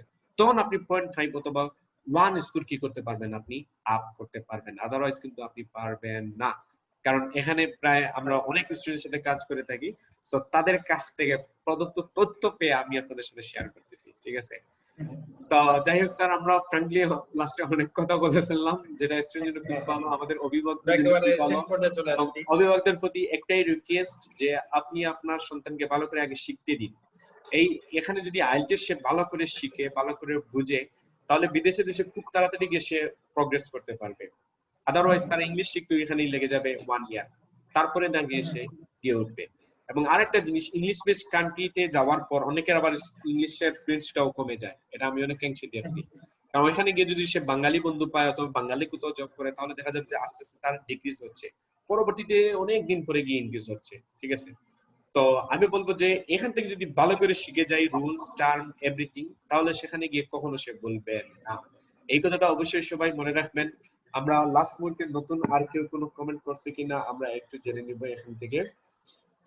আমরা শারমিন রহমান হিনা, will you please share us how can a student start taking preparation for IELTS? Ma'am, এটা আমাদের আজকের বিষয়বস্তু ছিল না অ্যাকচুয়ালি, আমরা অন্যদিন এটা নিয়ে আলোচনা করব। Thank you. IELTS প্রিপারেশন কিভাবে মানে শুরু করা যায় সেটা উনি বলছেন। So Didarul Islam, yes, got my answer. Thank you, sir. Okay, welcome. You are the most welcome, Mr. Didarul Islam. Thank you for your commenting here. Jashima sir, I wish if I could be a class with you. Okay, thank you, Mr. Jashima. Mr. Jashima from London. Okay, আমার London থেকে উনি join হয়েছেন, উনি already London চলে গেছেন। তো এখানে বসে বসে জসিম আহমেদ, আমরা শুনছি আপনি খুব ভালো অবস্থায় আছেন এবং সামনে নাকি আপনি শুভ কাজটাও সেরে দিবেন। ওকে, আপনার সব নিউজ আমরা কিন্তু পাই। ঠিক আছে, তো শারমিন রহমান হিনা, ওকে, উনার কমেন্টটা আমরা পড়ে গেছি। সো ইরা ইসলাম, উনি কমেন্ট করছেন, please sir give us some tips type of classify the following as typical. Classify the following as typical, some tips classify the following. এখানে তো আপনি কোনো টাইপস এর কথা বলেন না অ্যাকচুয়ালি, বলতে হচ্ছে আপনি ক্লাসিফিকেশন কোশ্চেনগুলা। তো ক্লাসিফিকেশন কোশ্চেনগুলা লাইক ম্যাচিং ফিচারস এর মতো। ঠিক আছে, আমরা আজকে মাত্র দুইটা টাইপস নিয়ে আলোচনা করছি, এগুলা সব নিয়ে আলোচনা করলে হয়তো আজকে 2 ঘন্টা চলে গেছে, 2 ঘন্টা সম্ভব হবে না অ্যাকচুয়ালি। রিডিং আমরা ক্লাস নিয়েছি 15টা ক্লাসে 2 ঘন্টা করে 30 ঘন্টা আলোচনার কথা কিন্তু এত তাড়াতাড়ি শেষ হবে না। ঠিক আছে, তো থ্যাংক ইউ, অন্যদিন আমরা এটা নিয়ে আবার আলোচনা করব। মালিকা হাবিবা জান্নাত, আসসালামু আলাইকুম স্যার। ওয়ালাইকুম আসসালাম স্যার। এমডি হাদিস স্যার, এমসিকিউ অনেক কোশ্চেন এর সাথে প্যাসেজ ম্যাচ হয় না, বাট বুঝতেছি না। ওকে মিস্টার হাদি, প্যাসেজ ম্যাচ হবে, আমরা এমসিকিউ নিয়ে অনেক আলোচনা করছি এখানে প্রায় হাফ এন আওয়ারের মতো। তো আপনাকে আগে কিওয়ার্ডস করতে হবে এবং কিওয়ার্ডস এর সিমিলার মিনিংটা গিয়ে বুঝতে হবে প্যাসেজে। সিমিলার মিনিং যেখান থেকে পাবেন ওই অঞ্চলগুলো আপনি কেয়ারফুলি সহিত পড়বেন, পরে আপনি যে এ বি সি ডি আছে ওইগুলোর সাথে মিলাবেন, ইনশাআল্লাহ আপনি আপনার আনসার পেয়ে যাবেন। Okay, so mister Jamal Ahmed sir, how to maintain the reading section time, আমরা অলরেডি আলোচনা করে ফেলছি এটা। ওকে, বাকি সবার কথাই আমরা এখানে আলোচনা করছি। Thank you very much for commenting here dear students, and আমাদের সাথে অবশ্যই আপনারা সবাই জয়েন করার জন্য অনেক ধন্যবাদ, এবং দেখা হবে আপনাদের সাথে পরবর্তী সময়ে। সেই পর্যন্ত আপনারা ভালো থাকুন, আল্লাহ হাফেজ, take care sir. Okay sir, তাহলে লাস্ট কিছু কথা বলে আমি শেষ করে নিচ্ছি, বিদায় নিয়ে নিব আমরা সবার কাছ থেকে। সেটা হচ্ছে যে ডিয়ার ভিউয়ার্স, যারা এত সময় পর্যন্ত আমাদের সাথে লাইভে যুক্ত ছিলেন, আশা রাখছি আমরা যে বিষয়গুলো নিয়ে আমি যে কোয়েশ্চেনগুলো করেছি সেই বিষয়গুলো একান্তই মানে কি বলবো, আপনাদের কোয়েশ্চেন, আপনাদের করা কোয়েশ্চেনে আপনারা এক এক সময় এক একজন বিভিন্ন কোয়েশ্চেন করে থাকেন, সেই কোয়েশ্চেনগুলো জাস্ট আমরা আজকে সর্ট আউট করার চেষ্টা করছি। আরো বিষয়গুলো হচ্ছে যেগুলো স্যার আপনাদের লিস্ট অফ মানে প্যারাগ্রাফ হেডিংস গুলা, তারপর হচ্ছে আপনি হচ্ছে যে কিভাবে আপনাদের এমসিকিউ কোয়েশ্চেন গুলা, মাল্টিপল চয়েস কোয়েশ্চেন গুলা কিভাবে আপনারা সেগুলা মানে ফাইন্ড আউট করবেন বা কিভাবে সেই প্রশ্নগুলা আপনি আনসার করবেন, সেগুলার অত্যন্ত ইফেক্টিভ এন্ড প্র্যাকটিক্যাল ওয়েতে প্র্যাকটিক্যাল টিপস গুলো আপনাদের সাথে আলোচনা করেছেন। আমি আশা রাখছি যারা প্রথম থেকে শেষ পর্যন্ত যুক্ত ছিলেন এবং যারা হয়তো যুক্ত থেকে শেষ পর্যন্ত থাকতে পারেন নাই বা যারা পরবর্তীতে দেখবেন, কাইন্ডলি আমি আশা করছি পার্সোনালি, সেটা হচ্ছে যে এই 2 ঘন্টার সেশনটা আপনাদের জন্য খুবই ইফেক্টিভ এবং I believe that it's incredibly important for all of you guys. And last একটা কথা বলে শেষ করতে যাচ্ছি, সেটা হচ্ছে যে আমাদের ভিআইপি আইএলটিএস বা আমাদের হাসান সায়েন্স একাডেমির মূল যে মোটিভটা নিয়ে আমরা কাজ করে যাচ্ছি দীর্ঘদিন যাবত, সেটা হচ্ছে যে আপনাদের স্কিলটা যাতে বৃদ্ধি পায় বা আপনার স্কিলটা যাতে ডেভেলপ হয়, যেটার জন্য আমরা প্রতিনিয়ত কাজ করে যাচ্ছি। এবং আপনারা আমাদের ফেসবুক পেজে আমাদের সাথে বিভিন্ন মাধ্যমে অত্যন্ত সাড়া দিচ্ছেন বা আমাদের সাপোর্ট করে যাচ্ছেন, এবং আমাদের রেজাল্ট গুলো ঠিক মতো আমাদের স্টুডেন্টদের কাছ থেকে, আমাদের সম্মানিত স্টুডেন্টদের কাছ থেকে আমরা যে রেজাল্ট গুলো পাচ্ছি ইদানিং, রিসেন্ট 3টা রেজাল্টের কথা যদি আমরা বলি, mister Jibon Chandra Das 6.5, mister Jahan Ahmed 6.5, another good news, just last day we received like Mr. Mahfuzur Rashid, আমাদের আরেকজন স্টুডেন্ট, উনিও 6.5 পেয়েছেন। এবং আরো আশা করছি এই সাফল্যের ধারাটা আমাদের অব্যাহত থাকবে এবং আপনারা যাতে নিজেদেরকে ইনশাআল্লাহ আমাদের এই সাফল্যের যাত্রায় আপনারা আমাদের সাথে অংশীদার হন, সেইটা আমরা আসলে চাইবো। কারণ হচ্ছে যে আমাদের যে ইফেক্টিভ এবং প্র্যাকটিক্যাল ওয়েটা আমরা আসলে মেনটেন করার চেষ্টা করছি, সেখানে আপনাদের অংশীদারিত্ব বা সেখানে আপনাদের অংশীদারিত্বটা আমরা আসলে একান্তই আমরা কাম্য আমাদের কাছে। আর একটা বিষয় হচ্ছে, লাস্ট একটা কথা বলবো, সেটা হচ্ছে যে আইএলটিএস এর একটা স্কোর। স্যার যে বিষয়টা বললেন, আইএলটিএস আপনি মুখস্থ করতে পারবেন না, কোনো শর্টকাট থিওরি সেখানে পাবেন না, কোনো টিপস পাবেন না, কোনো ট্রিক্স পাবেন না। যে বিষয়টা পাবেন সেটা হচ্ছে যে আমাদের কাছ থেকে বুঝতে পারবেন, আমরা বুঝাবো সেই বিষয়টা স্টেপ বাই স্টেপ। আর আরেকটা বিষয় হচ্ছে যে আপনাকে প্র্যাকটিস করতে হবে। এখন যদি মনে করেন স্যার যে বিষয়গুলো বললেন, সেই বিষয়গুলো যদি আপনাকে একটা ক্যাপসুল আকারে যদি আপনাকে দিয়ে দেওয়া হয় এবং আপনি যদি সেটা মানে ইনস্টল করে ফেলেন আপনার ব্রেইনে, তাহলে কিন্তু কাজ হবে না যদি আপনি প্র্যাকটিস না করেন। সো সেটা ইনস্টলেশনের পাশাপাশি আপনাকে প্র্যাকটিসটা করে নিতে হবে। টিপস এবং টেকনিকের বিষয় এটা বলছে যে আমরা প্রত্যেকটা টিপসের উপর অবশ্যই আমাদের টিপস এবং টেকনিক গুলো আছে, আপনাকে সেইগুলা সেইভাবে শেখানো হবে যাতে আপনি যে কোনো বইয়ে গিয়ে আপনি আনসারটা খুঁজে বের করতে পারবেন। কিন্তু তার আগে আপনাদের যেটা শেখানো হয় সেটা হচ্ছে যে কিভাবে সম্পূর্ণ প্যারাগ্রাফ পড়ে আপনি সামারি ক্রিয়েট করতে হবে, সেটাই হচ্ছে মেইন থিওরি। সেটাই আমরা অনেক বেশি কাজ করে থাকি। তো স্যার যে বিষয়গুলো বললেন, আমরা আজকে মাত্র 2টা বিষয় নিয়ে আলোচনা করেছি। সো এজ ইট ইজ 15টা ক্লাসের জন্য অবভিয়াসলি 30 ঘন্টা সময় লাগে এবং আমরা যদি চাই এখন 30 ঘন্টা লাইভ করার জন্য, এটা আসলে ইটস কোয়াইট ইম্পসিবল, এটা সম্ভব হবে না। তো আগামী দিনগুলোতে আশা রাখছি আপনারা আমাদের সাথেই থাকবেন। আর সবকিছুর উপরে একটা বিষয় বলতে চাচ্ছি, সেটা হচ্ছে যে সবসময় বি পজিটিভ। আর আরেকটা বিষয় হচ্ছে সবসময় নিরাপদে থাকুন, নিজেদের ফ্যামিলি মেম্বারদের এই প্যান্ডেমিকের সিচুয়েশনে সবাই যে যার জায়গা থেকে সেফ থাকার চেষ্টা করুন। আর যেহেতু অনলাইন স্টাডি বা অনলাইন এখন সিস্টেম হয়ে গেছে, আমরাও প্রতিনিয়ত চেষ্টা করে যাচ্ছি কিন্তু আপনাদেরকে লাইক ভিআইপি আইএলটিএস কোর্স হোক বা স্পোকেন হোক বা বিভিন্ন জিনিসগুলো আপনাদেরকে অনলাইনে প্রোভাইড করার জন্য। So you should catch it, আপনারা এটা ক্যাচ করা দরকার আপনাদের, এবং যেহেতু উইদাউট এনি কস্ট আপনারা এগুলো পাচ্ছেন। আর সর্বশেষ একটাই কথা, সেটা হচ্ছে যে আইএলটিএস এ যদি আপনি 6.5 পান অথবা 7 পান, সেটা কিন্তু আপনি হাসান সায়েন্স একাডেমিকে দিয়ে দিবেন না, ঠিক আছে? হাসান সায়েন্স একাডেমিতে আপনি ডোনেট করে দিবেন না, এটা আপনার কাছেই থাকবে। এবং সেই 6.5 অথবা 7 সেই স্কোরটা দিয়ে আপনি কিন্তু যে কোনো জায়গায়, বিশ্বের যে কোনো জায়গার যে কোনো দেশের ইউনিভার্সিটির দরজা কিন্তু আপনার জন্য ওপেন হয়ে যাবে। সো ফার্স্ট অফ অল যে বিষয়টা হচ্ছে যে একটু টাইম নেন কাইন্ডলি। স্যার যে বিষয়গুলো বললেন, ফ্যামিলির সাথে ডিসকাস করেন, নিজেকে বোঝানোর চেষ্টা করেন। তাড়াহুড়া করবেন না, প্লিজ তাড়াহুড়া করবেন না, কারণ 17,500 টাকা, এটা কিন্তু it's not a it's not a joke. আপনি 17,500 টাকা দিয়ে দিচ্ছেন ব্রিটিশ কাউন্সিল বা আইডিপি কে, এটা কিন্তু মানে তারপর রেজাল্ট আসছে আপনার 5.55। ইভেন আপনি যদি কানাডার কথা উল্লেখ করেন, 6 এও কিন্তু এখন আপনি সেই জায়গায় ভিসা পাচ্ছেন না। সো ইউ হ্যাভ টু আপনাকে যেটা করতে হবে সেটা হচ্ছে যে ড্রিমটা বড় রাখেন, প্রিপারেশনটা বড় করে নেন, এবং হচ্ছে যে সব সময় প্র্যাকটিক্যাল থাকার চেষ্টা করেন। B practical. কোনো সময় কোনো কোনো ইমাজিনেশন বা কোনো মানে কি বলবো, সে জায়গা হচ্ছে যে কোনো মানে যে জায়গাটা গেলে আপনার কাজ হবে না বা লোভনীয় কোনো জায়গায় সেই কাজগুলা করবেন না। যেমন আমি এখানে 2 লাইন পেয়ে গেছি, হ্যাঁ 2 লাইন করে আমার এটা হয়ে যাবে, এটা এরকম হয়ে যাবে, এরকম না। Try to B practical.